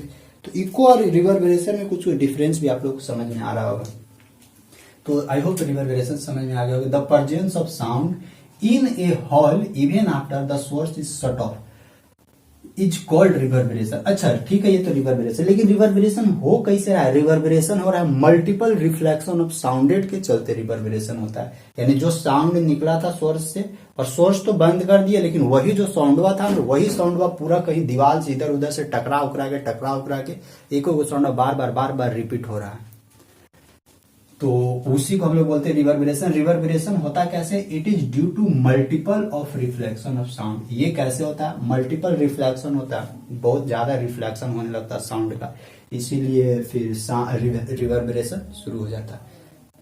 रिवर्बरेशन को कैसे कंट्रोल करना है, कैसे कम करना है रिवर्बरेशन का, वो अभी हम लोग समझेंगे, लेकिन उसके पहले रिवर्बरेशन टाइम को देखते हैं। रिवर्बरेशन टाइम क्या होता है? जैसे सोर्स से तो बाहर साउंड निकला, मल्टीपल रिफ्लेक्शन हो रहा है, मल्टीपल रिफ्लेक्शन से साउंड बार बार रिपीट हो रहा है, तो वो तो रिवर्बरेशन हो गया। लेकिन वो जितना देर तक, यानी सोर्स से निकलने के बाद वो जितना देर तक वाइब्रेट कर रहा है, जितना देर तक एक ही बार को रिपीट कर रहा है, एक ही साउंड को रिपीट कर रहा है, पूरा एक ही साउंड को रिपीट कर रहा है, कितना देर तक रिपीट किया, वो कहलाता है रिवर्बरेशन टाइम। तो उसको हम लोग क्या बोलते हैं? Reverberation time. तो देखिए रिवर्बरेशन टाइम क्या होता है? The time for which sound persist in A hall after even the sources of sound is cut off. Cut off या शट ऑफ यहाँ लिखे, SHUT शट ऑफ, SHUT। मतलब कि जैसे ही साउंड का सोर्स को शॉर्ट ऑफ करने के बाद कितना देर तक वो हॉल में परसिस्ट कर रहा है, कि हॉल में कितना देर तक बना हुआ है साउंड, जितना देर तक वो हॉल में साउंड बना हुआ है, वही उसका क्या कहलाता है? Reverberation time. परसिस्ट मतलब होता है बना रहना, ठीक। यानी वो जो साउंड है, वो साउंड सोर्स वाला जो साउंड है उसको शट ऑफ करने के बाद, बंद करने के बाद, वो साउंड कितना देरी तक एक रूम में, एक कमरा में कितना देरी तक गूंज रहा है, कितना देरी तक वाइब्रेट कर रहा है, या कितना देरी तक वो साउंड उस रूम में बना हुआ है, जितना देर तक बना हुआ है, वही कहलाता है रिवर्बरेशन टाइम। रिवर्बरेशन टाइम निकलता कैसे है? इसको निकालने के लिए एक साइंटिस्ट थे जिनका नाम था professor Sabine's. According to professor Sabine's के अनुसार रिवर्बरेशन टाइम निकाले थे। रिवर्बरेशन टाइम का एक फार्मूला होता है, वो फार्मूला हम आप लोग को बताते हैं। रिवर्बरेशन टाइम कैसे निकाला जाता है, सो आई होप नीचे दिख रहा होगा। देखिए रिवर्बरेशन टाइम अकॉर्डिंग टू, अच्छा इसको मिटा देते हैं,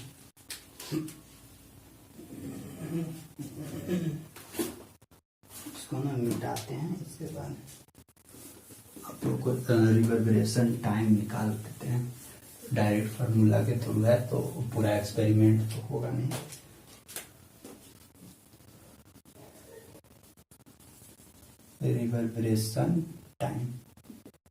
रिवर्बरेशन टाइम यानी टी, हम लोगों को टी निकालना है, टी, ठीक। According to professor Sabin's,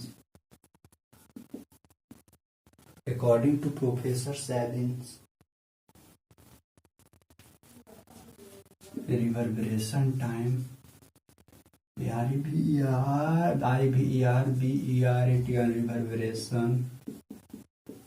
time T बराबर 0.165 into V upon A,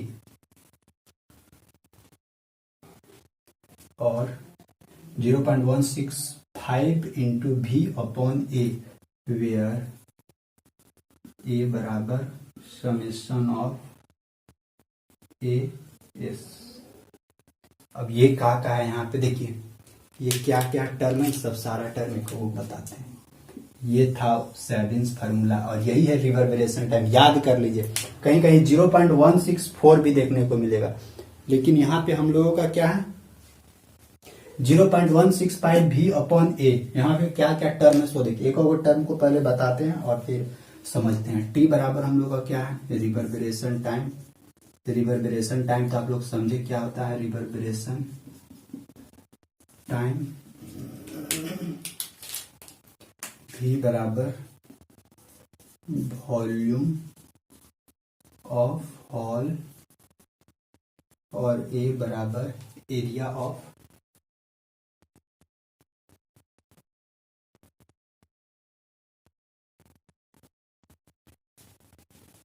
total absorption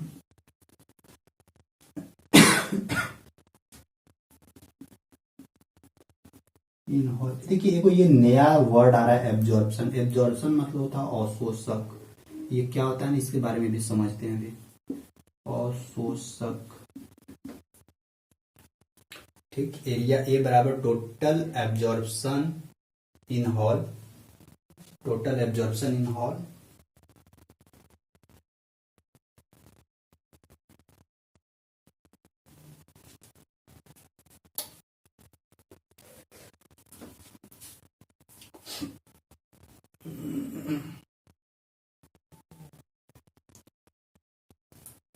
यहाँ पे क्या है, एगो ये छोटका ए है, एगो छोटका ए क्या क्या होता है अभी सब बताते हैं। छोटका ए लिखिए coefficient of COEFFICRENT, coefficient of absorption, SORPTION, coefficient of absorption.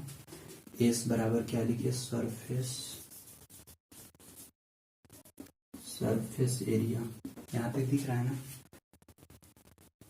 Surface area. चलिए यहाँ तक ठीक है। अब एक और को पॉइंट को समझते हैं। जैसे देखिए यहाँ पे टी बराबर रिवर्बरेशन टाइम किस किस चीज पे डिपेंड करता है, एक टोटल एब्जॉर्प्शन इन हॉल, उस हॉल में उस कमरा में क्या क्या एब्जॉर्प्शन है, क्या क्या अवशोषक है, उस पर डिपेंड करता है। प्लस में उस कमरा का कितना वॉल्यूम है, उस कमरा का कितना वॉल्यूम है, उस पर भी डिपेंड करता है। अब देखिए यहाँ पे थोड़ा सा इसको और हम इधर सजा देते हैं। ए बराबर समेशन ऑफ ए एस, तो यानी यहां से हम लोग और इसको लिख सकते हैं टी बराबर क्या 0.165 भी अपॉन एरिया की जगह समेशन ऑफ ए एस। ये देखिए ये तो कांस्टेंट है सारा चीज। देखिए भी तो वॉल्यूम तो निकल जाएगा, निकालने में आप लोग को ये परेशानी होगा। Summation of A S, summation of A S क्या होता है, ए बराबर क्या होता है कोएफिशिएंट ऑफ एब्जॉर्प्शन को, यानी अवशोषक। सबसे पहले देखिए तो एब्जॉर्प्शन क्या होता है। एब्जॉर्प्शन वो पदार्थ है, यानी ये एक ऑब्जेक्ट। आप लोग ना देखिए स्क्रीन पे ना कुछ कुछ लगा दिए हैं। एब्जॉर्प्शन मतलब कि जितना आप लोग के रूम में नेहाली, तोशक, बेड, कपड़ा, गमछा, तौली, किताब, कॉपी, खिड़की, दरवाजा, जो भी पदार्थ है वो सब क्या है, वो सब अवशोषक पदार्थ है। साउंड का एब्जॉर्प्शन, क्योंकि देखिए साउंड जैसे ही आप मतलब जैसे ही साउंड बोलिएगा, आवाज निकालिएगा, तो जब तक वो सब नहीं रहेगा ना, तो साउंड वह एब्जॉर्ब करबे नहीं करेगा, वो उधर से क्या कर देगा, रिफ्लेक्ट कर देगा। समझे? तो जो जो भी पदार्थ है आपके रूम में, वही सब क्या है, साउंड एब्जॉर्बर है। साउंड एब्जॉर्बर साउंड को जो अवशोषित कर सकता है वो। जैसे आप लोग देखते होंगे जो अच्छा जहां रूम होता है ना, थोड़ा क्वालिटी वाला रूम, वहां पे देखिएगा नीचे भी कालीन बिछा देता है, ताकि नीचे से भी साउंड रिफ्लेक्ट नहीं होवे। नीचे क्योंकि सरफेस रहेगा, फ्री सरफेस, तो वहां से भी साउंड रिफ्लेक्ट नहीं हो, इसीलिए नीचे कालीन बिछा देता है कपड़ा का, ताकि वहां से भी साउंड जाए ना, तो वहीं पे वो एब्जॉर्ब हो जाए। चारों करे दीवार में भी देखिएगा कि दीवार में भी साउंड एब्जॉर्ब नहीं हो जाए, इसीलिए दीवार में साउंड एब्जॉर्बर लगा देता है। वो जो ये नहीं आता है स्पंज वाला टाइप का, थोड़ा कुट टाइप का आता है स्पंज, उसको भी चिपका दीजिएगा ना, तो साउंड एब्जॉर्ब मतलब वहां से साउंड निकलेगा नहीं। आप लोगों ने स्क्रीन पे देखिए ना, लगा दिए हैं, वही है साउंड एब्जॉर्बर। तो देखिए उस साउंड एब्जॉर्बर का ना एक कोई कोएफिशिएंट ऑफ एब्जॉर्प्शन होता है। कोएफिशिएंट ऑफ एब्जॉर्प्शन होता है उसका एक अपना, जिस जो ऑब्जेक्ट है उस ऑब्जेक्ट का अपना कोएफिशिएंट ऑफ एब्जॉर्प्शन होता है, वो वाला होता है ए, और गुने एस। एस मतलब कि जो भी सरफेस एरिया है उसका, जो भी सरफेस एरिया है, जो भी सरफेस एरिया है एब्जॉर्बर का, वो वाला सरफेस एरिया यहाँ पे लेना है। यानी ऐसा ऐसा बहुत, इसीलिए समेशन पे एस लगाया हुआ है ना, क्योंकि अलग अलग पदार्थ का अलग अलग कोएफिशिएंट ऑफ एब्जॉर्प्शन होता है, और अलग अलग पदार्थ का अलग अलग एरिया होता है। तो हर एक पदार्थ का कोएफिशिएंट ऑफ एब्जॉर्प्शन अलग अलग रहता है। अगर यहाँ से न्यूमेरिकल आप लोग को देगा ना, तो मेंशन कर देगा बुक में कि इस पदार्थ का कोएफिशिएंट ऑफ एब्जॉर्प्शन इतना है।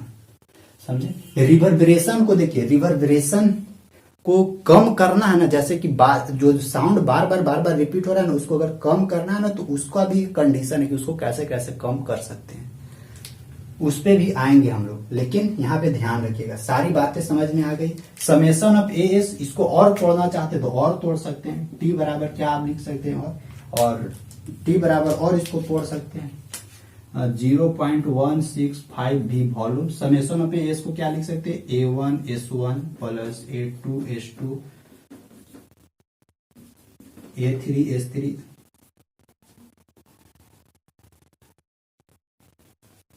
ऐसे ही क्या है, आगे बढ़ते जाएगा। जैसे A1 S1 क्या है, एगो कोई पदार्थ है, जैसे कि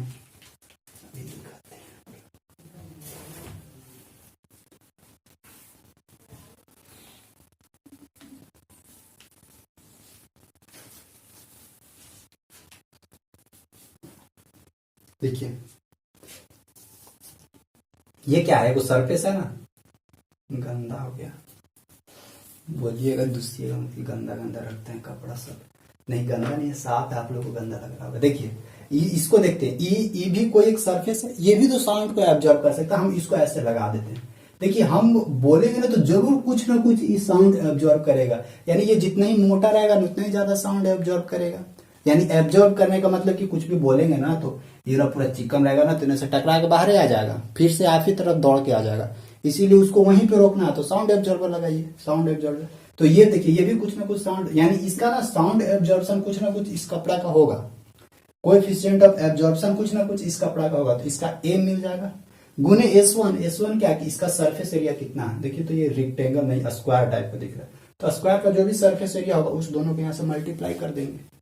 यानी कहा ये तो रूम में ना है, ये तो जितना भी रूम में आपका एब्जॉर्बर है, कोएफिशिएंट ऑफ एब्जॉर्प्शन गुने उसका सरफेस एरिया। अब खिड़की है तो खिड़की का भी तो कोएफिशिएंट ऑफ एब्जॉर्प्शन होता है, खिड़की का भी कोएफिशिएंट ऑफ एब्जॉर्प्शन होता है, गुने खिड़की का भी अपना एरिया होता है, तो वो वाला निकाल दीजिए। और भी बराबर क्या होता है, total volume of hall, total पूरा जो जिस वॉल्यूम में हम लोग रिवर्बरेशन टाइम निकाल रहे हैं, यानी कितना देर तक बाहर में आवाज गूंज रहा है, वो वाला वो उस रूम का निकल जाएगा।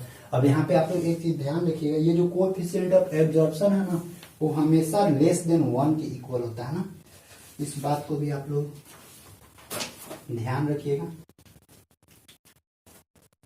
लेस देन 1 मतलब कि यहाँ पे लिख दे रहे हैं the value of A, the value of A यानी coefficient of absorption lies between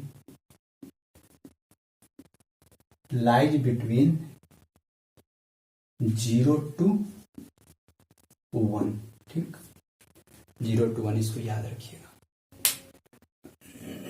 और एक अच्छा रूम के लिए मतलब कि अच्छा रूम जो अच्छा एकॉस्टिक्स रूम है, एकॉस्टिक्स से पूरा भरा हुआ रूम है, उसके वैसा रूम के लिए रिवर्बरेशन टाइम खूब से खूब 1 से 2 सेकेंड तक ही होगा, मतलब 1 से 2 सेकेंड तक ही साउंड वाइब्रेट होता है, मतलब रिपीट होगा, उससे ज्यादा नहीं होगा। अगर उससे ज्यादा हो रहा है आप लोग का, उससे ज्यादा हो रहा है आप लोगों का मतलब कि साउंड रिपीटेशन उस रूम में, तो समझिए कि अच्छा रूम नहीं है, मतलब कि एज कम्पेयर टू रिवर्बरेशन वहां पे और अभी एब्जॉर्प्शन का जरूरी है, और कहीं ना कहीं लगाइए। अगर मान लेते और एब्जॉर्प्शन कहाँ कहाँ लगा सकते, पूरा चारों करो सब लगा दिए साउंड एब्जॉर्बर। अब क्या कीजिए, कुर्सी अगर बैठने के लिए लगा रहे हैं तो कुर्सी के ऊपर भी सोफा वाला रहता है ना, वो लगा दीजिए ताकि वहां से भी कुछ ना कुछ साउंड एब्जॉर्ब हो जाए। अब चेयर है, चेयर का जो ऊपर वाला पोर्शन होता है ना उसको ये से कपड़ा से ढक दीजिए, कपड़ा से ढक दीजिए ताकि वहां से भी साउंड कुछ ना कुछ वो भी साउंड एब्जॉर्ब करे। इतना अगर इतना में भी अभी भी बार बार रिपीट हो रहा है तो अब क्या कीजिए ना, जो खिड़की है ना, खिड़की आप लोग के दरवाजा के पास भी एगो लगा दीजिए कपड़ा, पर्दा टाइप का, ताकि वो भी कुछ ना कुछ साउंड को एब्जॉर्ब करे। तो बहुत सारा उपाय है साउंड एब्जॉर्प्शन को कम करने, सॉरी रिवर्बरेशन को कम करने के लिए। इससे क्या होगा ना कि रिवर्बरेशन टाइम कम होगा, यानी कम समय तक ही वाइब्रेट करेगा, ताकि जो भी रिफ्लेक्ट हो रहा था वो रिफ्लेक्ट नहीं होवे, उन्हें जाके सट जाए अपना। तो यहाँ तक हो गया, आई होप समझ में आ गया। इससे रिलेटेड एक न्यूमेरिकल भी करवा देंगे, लेकिन उससे पहले रिवर्बरेशन को कैसे हम लोग कंट्रोल करेंगे, जो बार बार रिपीट होता है वो रूम में, उसको हम लोग कैसे कम करेंगे वो देखिए। तो बहुत सारा चीज तो बता दिए कम करने का उपाय क्या क्या है रिवर्बरेशन को। तो रिवर्बरेशन को अगर आप लोग के रूम में खूब बार बार गूंज रहा है, अगर आप लोग नया रूम जाके कहीं खरीदिएगा ना तो वहां पे देखिएगा, स्टार्टिंग में देखिएगा ना कि बहुत रिवर्बरेशन हो रहा होगा, लेकिन जब सारा सामान लान के रख दीजिएगा अपने रूम में तो रिवर्बरेशन होना खत्म, नहीं कुछ फिर बार बार साउंड रिफ्लेक्ट होगा, क्योंकि इतना सारा आप लोग सामान भर दीजिएगा रूम में ना, इतना सारा आप लोग का कपड़े रहता ना, एगो डिजाइन का सब जीन्स आ गया है, तो इन्हें फाटल सब, तो सब जगह क्या होगा, आवाज घुस जाएगा, तो फिर रिवर्बरेशन टाइम वैसे ही कम हो जाएगा तो बार बार फिर रिपीट नहीं होगा। किताब कॉपी इधर उधर सब रहता है तो सब कुछ ना कुछ साउंड को एब्जॉर्व करता है। अब देखते हैं, थोड़ा सा अब इसको लिख लेते हैं कि कंट्रोल ऑफ रिवर्बरेशन, रिवर्बरेशन को हम लोग कैसे कंट्रोल करते हैं। उसके बाद बोलने के लिए तो ठीक है हम बता दिए, लेकिन स्टेटमेंट भी लिखना जरूरी है। हेडिंग दीजिएगा कंट्रोलिंग ऑफ रिवर्बरेशन।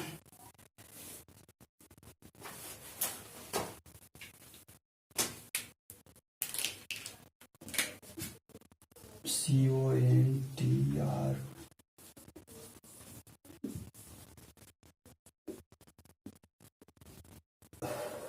सबसे बढ़िया रिवर्बरेशन के कंट्रोल करने का उपाय क्या है? खिड़की दरवाजा सबसे बढ़िया। दरवाजा बड़ा, खिड़की बड़ा बड़ा खिड़की डाल दीजिए, कुछ दिक्कत ही नहीं होगा, उससे कोई दिक्कत नहीं होगा उससे। पहला कंट्रोल ऑफ रिवर्बरेशन, रिवर्बरेशन को कंट्रोल करने का सबसे पहला तरीका ओपन विंडो, दरवाजा खिड़की को खोल दीजिए। लेकिन खिड़की को कहाँ खोलिएगा? सब जगह तो खिड़की को नहीं ना खोल सकते। मान लेते हैं कि अब मेरा घर रोड के किनारे है तो वहां पे खिड़की खोल दीजिएगा ना तो और प्रॉब्लम हो जाएगा एकॉस्टिक को लेकर, तो और अच्छा साउंड नहीं आएगा। तो ये ओपन विंडो वहीं पे करना है जहां पे आप दूर, मतलब दूर क्षेत्र में है और अंदर में थोड़ा सा वाइब्रेट हो रहा है, वाइब्रेट ज्यादा हो रहा है, उस सिचुएशन में खिड़की खोल दीजिए ताकि बाहर वाला साउंड नहीं आ सके। और मान लेते हैं कि बाहर वाला साउंड अगर अंदर घुस रहा है, बाहर वाला साउंड, वैसे तो रिवर्बरेशन तो फिर रूम में ही होता है ना, तो रूम मतलब अगर मान लेते गुड एकॉस्टिक्स का कंडीशन को समझना है तो अगर बाहर वाला साउंड आ रहा है अंदर तो क्या करना है? खिड़की को बंदे रखना है और खिड़की के अंदर वाला साइड में क्या करना है ना कि पर्दा लगा देना ताकि साउंड नहीं फिर आए अंदर। अंदर आया भी कुछ ना कुछ तो उधर ही थोड़ा सा एब्जॉर्ब हो जाए, वैसे भी कर सकते। लेकिन रिवर्बरेशन तो रूम में हो रही है, तो रूम में हो रही है तो रूम से बाहर निकालना है। अब हमको साउंड को, एक्स्ट्रा जो भी साउंड हो रही है रूम में उसको बाहर ही तो निकालेंगे तब ना, या तो बाहर निकालेंगे या कहीं ना कहीं उसको एब्जॉर्ब करवाएंगे। तो रिवर्बरेशन को कम करने का, यानी रिवर्बरेशन को कंट्रोल करने का सबसे अच्छा तरीका ओपन विंडो। कहाँ पे ओपन विंडो कीजिएगा? दरवाजा खिड़की को कहाँ खोलिएगा? वैसे क्षेत्र में, अगर वैसे क्षेत्र में आपका घर है जहां पे एक्सटर्नल साउंड यानी बाहर से कुछ हॉर्न वॉर्न नहीं घुस रहा हो, वहां पे आप लोग इसको ओपन कर सकते हैं। पहला दूसरा क्या हम लोग कर सकते हैं कंट्रोल ऑफ रिवर्बरेशन के लिए? वही बहुत, और जो सारा चीज बताया ना, कपड़ा पर्दा लगा सकते हैं, कालीन बिछा सकते हैं। अगर आपका चेयर है रूम में तो चेयर के ऊपर सोफा लगा सकते हैं। फिर दीवार है, दीवार के ऊपर साउंड एब्जॉर्बर लगा सकते हैं। आता है एक, मेरा नाम याद नहीं पड़ रहा, थोड़ा आता है, जैसे कि आप लोग देखिएगा ना साउंड वूंड वाला स्टूडियो, देखिएगा ना स्टूडियो रहता है ना, स्टूडियो जो जहाँ पे सिंगर उंगर गाते हैं उन लोग का रूम देखिएगा ना तो रूम में पूरा बनाया हुआ रहता है इसी तरह से। इमेज देखिएगा, इमेज एक दो हम लगा दिए थे आप लोगों को पहले भी, तो वहां से इमेज देखिएगा ना तो आप लोगों को समझ में आ जाएगा। एक करके पूरा स्टेटमेंट हम लिखते हैं, ऐसे लिखने में समय लगेगा। देखिए ये सब है सारा चीज, एक करके लिख लीजिएगा आप लोग। दूसरा क्या ओपन विंडो कर सकते हैं। दूसरा bye covering walls with absorption, जितना भी टोटल चारों का वॉल है उसको एब्जॉर्बर से क्या कर देना है, पूरा कवर कर देना है एकदम, ताकि रिवर्बरेशन नहीं हो। A good number of audience, ये देखिए ये बहुत जरूरी है, ये गुड नंबर ऑफ ऑडियंस की अगर आपका कोई रूम है, उस रूम में अगर आप कुछ प्रोग्राम करवाने वाले हैं तो उस प्रोग्राम में जितना भी भाग लेने वाले लोग हैं ना, सब लोग को प्रेजेंट होना थोड़ा जरूरी हो जाता है, क्योंकि ना उससे भी साउंड एब्जॉर्ब हो जाता है। क्योंकि उन लोग भी कपड़ा वपड़ा पूरा पहन के आते हैं, एकदम पूरा नया नया कपड़ा वपड़ा पहन के आएंगे। आजकल ना टाइट वाला कपड़ा चला है, पूरा टाइट, तो वो वाला में फिर गड़बड़ हो जाएगा, उससे साउंड एब्जॉर्ब नहीं होगा, उन्हें रिफ्लेक्ट कर देगा साउंड। तो थोड़ा ढीला ढाला कपड़ा, वैसे भी गर्मी का समय है तो ढीला ढाला कपड़ा वाला जो थोड़ा रहता है ना, ढीला ढाला कपड़ा, वो थोड़ा ज्यादा एब्जॉर्ब करता है साउंड। तो इसीलिए बोल रहे हैं कि थोड़ा ज्यादा, जितना जरूरी है वहां पे ऑडियंस का ना, उतना प्रेजेंट होना जरूरी है, क्योंकि उसी के अनुसार वो रूम डिजाइन किया हुआ है। अगर कम हो जाएंगे ना तो फिर गड़बड़ हो जाएगा, क्योंकि उन लोग भी कपड़ा वपड़ा सब पहन के आएंगे, हम लोग भी कपड़ा वपड़ा पहन के जाते हैं, तो हम लोग का भी तो मेरा तो सब पूरा ढीला ढाला रहता, ज्यादा टाइट नहीं रहता, तो मेरा अच्छा काम करेगा एकॉस्टिक का, साउंड एब्जॉर्ब कर लेगा, साउंड एब्जॉर्बर। ठीक है, तो ये ध्यान रखिएगा। और cushion seats are good absorber.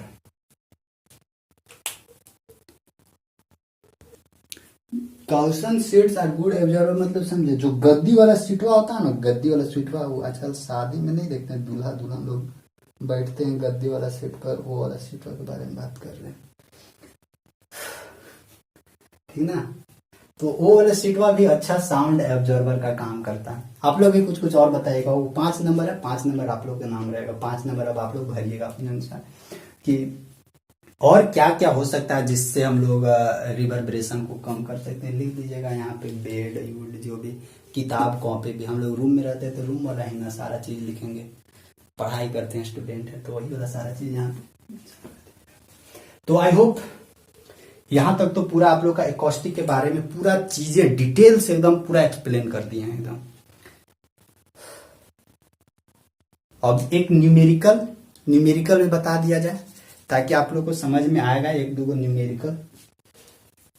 तो जितना भी एकॉस्टिक से रिलेटेड आप लोग को बातें थी, हर एक बातें पूरा डिटेल से इस वीडियो में आप लोग को हम कवर करवा दिए हैं। आराम से देखिएगा और आराम से नोट्स बनाइएगा, क्योंकि नोट्स बनाना जरूरी है। आप लोग का ही बेनिफिट में रहेगा नोट्स बनाइएगा तो, क्योंकि नोट्स बनाइएगा तो उलट पलट के देखना होगा, याद करना होगा। ये सब ना पॉइंट याद कर लीजिएगा, ये सब पॉइंट याद कर लीजिएगा, या नहीं तो एक दो बार लेक्चर देख लीजिएगा ना, एक दो बार लेक्चर देख लीजिए, इसके बाद फिर एक दो बार लिख लीजिएगा, प्रैक्टिस कर लीजिएगा, तो वहां से भी आपको बहुत बढ़िया से समझ में आ जाएगा। देखिए हम लोग निकालते हैं रिवर्बरेशन टाइम, निकालते हैं, हम लोग को डाटा सारा चीज दिया हुआ है। एक चीज और आप लोग ध्यान रखिएगा ना, कोएफिशिएंट ऑफ एब्जॉर्प्शन होता था ना, उसका एसआई यूनिट OWN होता है, ओपन विंडो यूनिट। OWN मतलब होता है ओपन विंडो यूनिट, ठीक, तो याद कर लीजिएगा। अब देखिए डाटा दिया हुआ है, इसको कैसे सॉल्यूशन करना है। हम लोग इसे पूछ क्या रहा, फाइंड द रिवर्बरेशन टाइम। हम लोग को रिवर्बरेशन टाइम फाइंड आउट करने के लिए बोला T4 क्या है, अगर एक बार इम्पटी हॉल यानी एक बार खाली खाली पूरा हॉल रहेगा उस टाइम रिवर्बरेशन टाइम निकालना है। और एक बार क्या बोलता है कि अगर उस रूम में 60 गो आदमी लोग हैं, 60 को अगर आदमी लोग हैं वहां पे, तब रिवर्बरेशन टाइम निकालना है। और दोनों और पूरा डाटा दिया हुआ है, जबकि रूम का वॉल्यूम क्या है 2900 मीटर क्यूब है, क्योंकि वॉल्यूम है तो मीटर क्यूब। जबकि सब क्या क्या रूम में है, सो देखिए प्लास्टर्ड वाल है, वाल पूरा प्लास्टर किया हुआ है एकदम। वुडन फ्लोर है, लकड़ी का पूरा छत बनाया हुआ है। प्लास्टर्ड सीलिंग है, सो सीलिंग छत है ना वो भी प्लास्टर किया हुआ है। वुडन डोर है, लकड़ी का दरवाजा है। फिर ऑडियंस लोग, क्या ऑडियंस लोग है 60 को, अगर ऑडियंस रहेंगे तो फिर उसके अनुसार क्या होगा। फिर सीट कशन्ड है, मतलब कि वो जो सोफा वाला सीट है ना, गद्दीदार वाला सीट, उसका एरिया क्या है 100 मीटर स्क्वायर। और सब ये इतना होता है, उसके अंदर सबका अपना अपना एरिया दिया हुआ है। प्लास्टर्ड वॉल का एरिया दिया हुआ है, इसका एरिया, इसका एरिया। ऑडियंस को 60 गो। दो कंडीशन में, एक बार जब खाली रहेगा, एक बार ऑडियंस बिना 60 गो को लिए हुए एक बार हम लोगों को निकालना है, और मतलब जब खाली हॉल रहता उस समय रिवर्बरेशन टाइम, और जब 60 गो आ जाएंगे उसके अंदर आदमी लोग, ऑडियंस लोग, तब फिर रिवर्बरेशन टाइम निकालना है। तो यानी ये हम लोग को क्या दिया हुआ, मान लेते हैं ये A1 दिया हुआ, ये A2, ये A3, ये A4, ये भी 60 को नंबर ही है, तो ये भी A5 ही ले लेते हैं, ये भी A6 है। इधर क्या दिया हुआ है, हर एक का कोएफिशिएंट ऑफ एब्जॉर्प्शन दिया हुआ है, A1, A2, A3, A4, A5, A6। निकालिए A1, सॉरी यहाँ S1 S2 होगा ना, ये S1 S2 होगा, S1 S2 S3 S4 S5 S6, A1 S1 निकालते हैं यहाँ पे। पूरा ये डाटा को मल्टीप्लाई करना। अच्छा ये एरिया है, उल्टी लिख दिए हम। S1 हम लोग का क्या होता था, सरफेस एरिया, हम उल्टा पलटा लिख दिए। S1 हम लोग का क्या होता था, सरफेस एरिया होता था, और A1 A2 A3 क्या होता था, कोएफिशिएंट ऑफ एब्जॉर्प्शन। इसको लिखते हैं S1 S2 S3 S4 S5 A6 A1 A2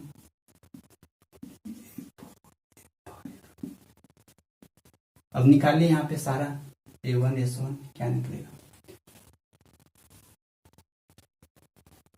multiply करना होगा। अब हम कैलकुलेटर उठाते हैं और कैलकुलेटर से हम मल्टीप्लाई करते हैं।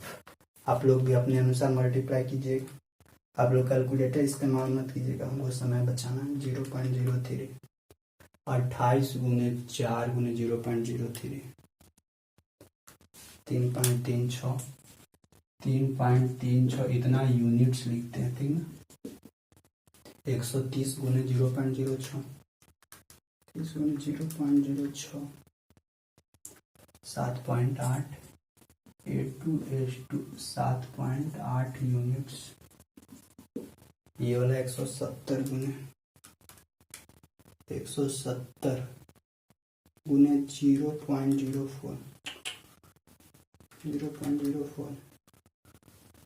6.8 170 गुने 0.04 6.8 A3 बराबर 6.8 यूनिट्स।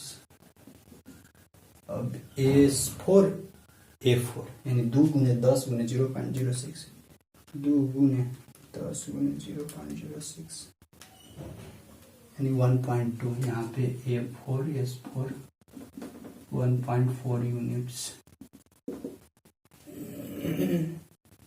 60 एक पर्सन का इतना कोएफिशिएंट ऑफ एब्जॉर्प्शन है, तो 60 गो पर्सन का total coefficient of absorb 60 go person का और टोटल है, तो 60 गो पर्सन है, जबकि 60 गो नंबर है ना, ऑडियंस 60 गो। तो इसका हम लोगों को क्या दिया हुआ कोएफिशिएंट ऑफ एब्जॉर्प्शन, तो गड़बड़ हो जाएगा। हमको यहाँ 60 ऑडियंस का कोएफिशिएंट ऑफ एब्जॉर्प्शन हमको निकालना होगा, तो 60 ऑडियंस का कोएफिशिएंट ऑफ एब्जॉर्प्शन कितना होगा 0.47, तो गड़बड़ होगा। देखिए एक ऑडियंस रहता तो उसका ये मान सकते थे कि एक ऑडियंस का कोएफिशिएंट यहाँ नहीं, इसको ना 4.7 लिखिए 4.7। ये देखिए ध्यान रखिएगा यहाँ पे ये 60 गो पर्सन का कोएफिशिएंट ऑफ एब्जॉर्प्शन 4.7 है, क्योंकि आप लोग को ये भी हम बताए हैं कि कोएफिशिएंट ऑफ एब्जॉर्प्शन 0 से 1 के बीच में ही लाई करता है। तो यहाँ 4.7 कैसे आ गया, 4.7 इसीलिए आया क्योंकि 60 गो ऑडियंस है, ठीक ना। 60 ऑडियंस का 4.7 है। ध्यान से इस जगह पे इस बात पे ध्यान रखिएगा, नहीं तो आप लोग कंफ्यूजन मत होइएगा। अब डायरेक्ट मल्टीप्लाई कर सकते हैं S4 A5 S5। इस बात पे यहाँ गौर कीजिएगा, नहीं तो फिर गड़बड़ नहीं करिएगा। काहे कि हम पहले आप लोग को ये भी बताएं कि कोएफिशिएंट ऑफ एब्जॉर्प्शन 0 से 1 के बीच में लाई करता है, लेकिन एक ऑब्जेक्ट के लिए। लेकिन यहाँ 60 गो पर्सन है, तो 60 को टोटल मिला के इतना होगा। अगर एक के निकालना है तो 60 से इतना में डिवाइड कर दीजिए, तो एक निकल जाएगा यहाँ से। 60 गुने 4.7 282 यूनिट। फिर इसको 100 डायरेक्ट यानी A6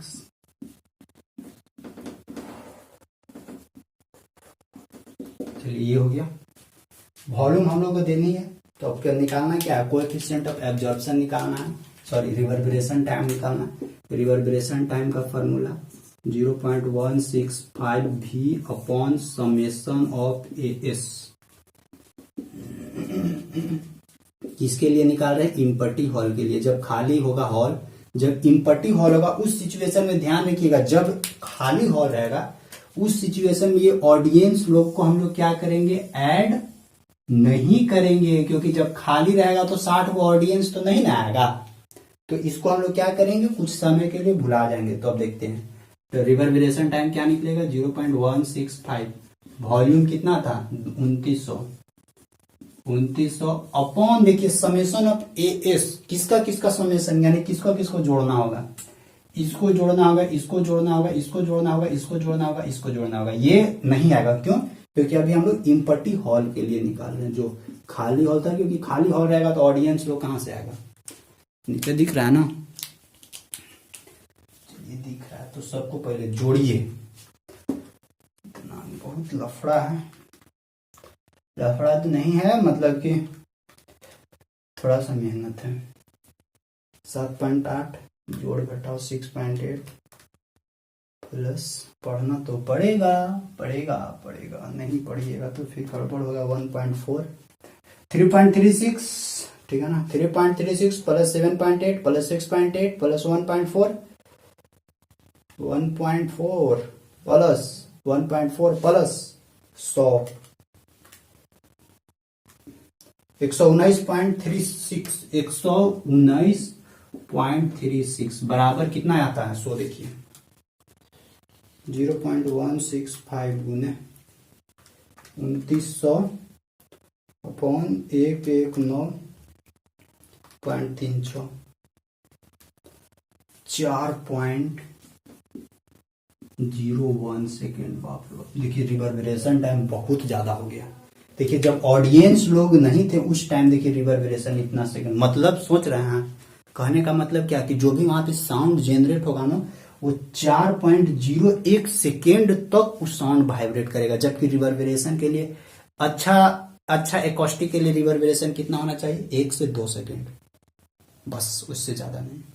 4 सेकेंड, बाप रे बहुत ज्यादा। अब देखते हैं जब ऑडियंस 60 को ऑडियंस ऐड हो जाएगा तो क्या, अच्छा जब 60 को ऑडियंस हो जाएगा तो रिवर्बरेशन टाइम बढ़ेगा या घटेगा, यही से पहले इसे कंफर्म करते हैं।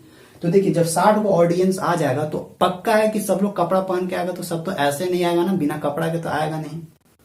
तो सब लोग कपड़ा ये सब पहन के आएगा, तो जब पहन के आएगा शर्ट ये सब पहन के आएगा तो उन लोग तो साउंड को एब्जॉर्ब करेगा, साउंड को तो रिफ्लेक्ट करने नहीं देगा। जब साउंड को एब्जॉर्ब करेगा तो ऑब्वियसली है कि रिवर्बरेशन टाइम और कम होगा, यानी जब 60 को ऑडियंस को जोड़ेंगे तो ये फिर और कम होगा। यानी सेकेंड सिचुएशन क्या था, जब 60% रहेगा तब बी विथ 60% रहेगा तब रिवर्बरेशन टाइम क्या होगा, 0.165 रहेगा।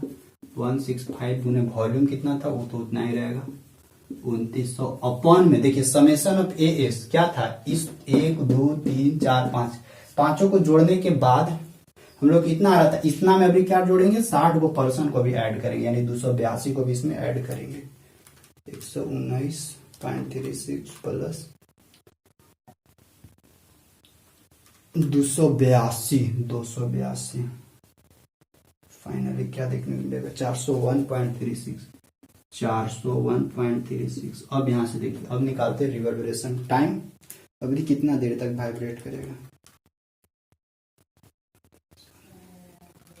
0.165 गुने 2900 अपॉन 401.36 401.36 1.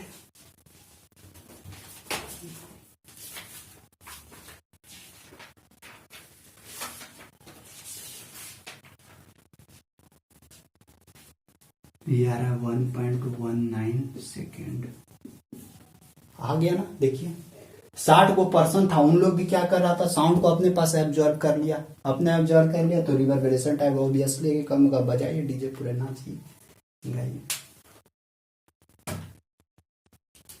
तो आई होप देखिए समझ में आया ना क्या क्या। अभी तो इतना, अभी इसमें खिड़की है नहीं है, वुडन फ्लोर है, खिड़की सब है नहीं है, यानी अब क्या है वो अब 1 पॉइंट, अब ठीक है, अब काम चल सकता है, अब मीटिंग कर सकते हैं यहाँ पे। तो आई होप रिवर्बरेशन टाइम निकालने के लिए समझ में आ गया होगा। इसी तरह से रिवर्बरेशन टाइम निकालना, अगर जब भी आप लोग को एग्जाम में पूछेगा ना रिवर्बरेशन टाइम निकालने के लिए, तो उसमें ध्यान रखिएगा डाटा आप लोगों ने दिया हुआ रहेगा, ये सब डाटा दिया हुआ रहेगा और बोलेगा कि आप रिवर्बरेशन टाइम निकाल के बताइए। तो रिवर्बरेशन टाइम निकाल के कभी कभी केवल 1 2 मतलब कि ज्यादा नहीं देगा, 2 ही को दे देगा, 2 ही को बोलेगा और सारा डाटा दे देगा, बोलेगा रिवर्बरेशन टाइम निकाले, तो उसी के अनुसार आप लोग अपने अनुसार निकाल सकते हैं रिवर्बरेशन टाइम। आई होप समझ में आ गया होगा। मिटा देते हैं इसको, नहीं समझ में आया होगा तो 2 बार 3 बार 4 बार 5 बार 6 बार 7 बार 8 बार 9 बार 10 बार देखिएगा, देखिए तो समझ में आ जाएगा, ठीक ना। क्या कि बढ़िया से बताया हुआ है, एक बार में नहीं समझ में आएगा तो बार बार आएगा कहाँ, जाएगा कहाँ। तो आई होप आप लोगों को एकॉस्टिक से रिलेटेड हर एक बातें समझा दी हैं और शायद समझ में तो आ जाना चाहिए, क्योंकि कोशिश फुल था मेरा, फुल एनर्जी के साथ। वैसे तो एनर्जी पूरा खत्म हो गया है, सब ये निकल गया, लेकिन कोशिश की है बताने का आप लोगों को बढ़िया से। ठीक है, बस इस लेक्चर को यहीं तक रखते हैं। दोस्त लोग के पास शेयर कर दीजिएगा ताकि उन लोग भी कुछ कुछ पढ़ सके, जो इधर उधर भटक रहे हैं, कभी यहाँ तो कभी वहां तो कभी वहां, उन लोगों को भी मिल जाएगा। पढ़िए, पढ़ लीजिए, पढ़ना जरूरी है। नहीं पढ़िएगा, हम बार बार आप लोगों को बोलते हैं, नहीं कोई बताएंगे इस तरह से। सब टीचर की अपनी पढ़िए, बस अपना एगो लेक्चर देके फिर बोलेंगे अभी।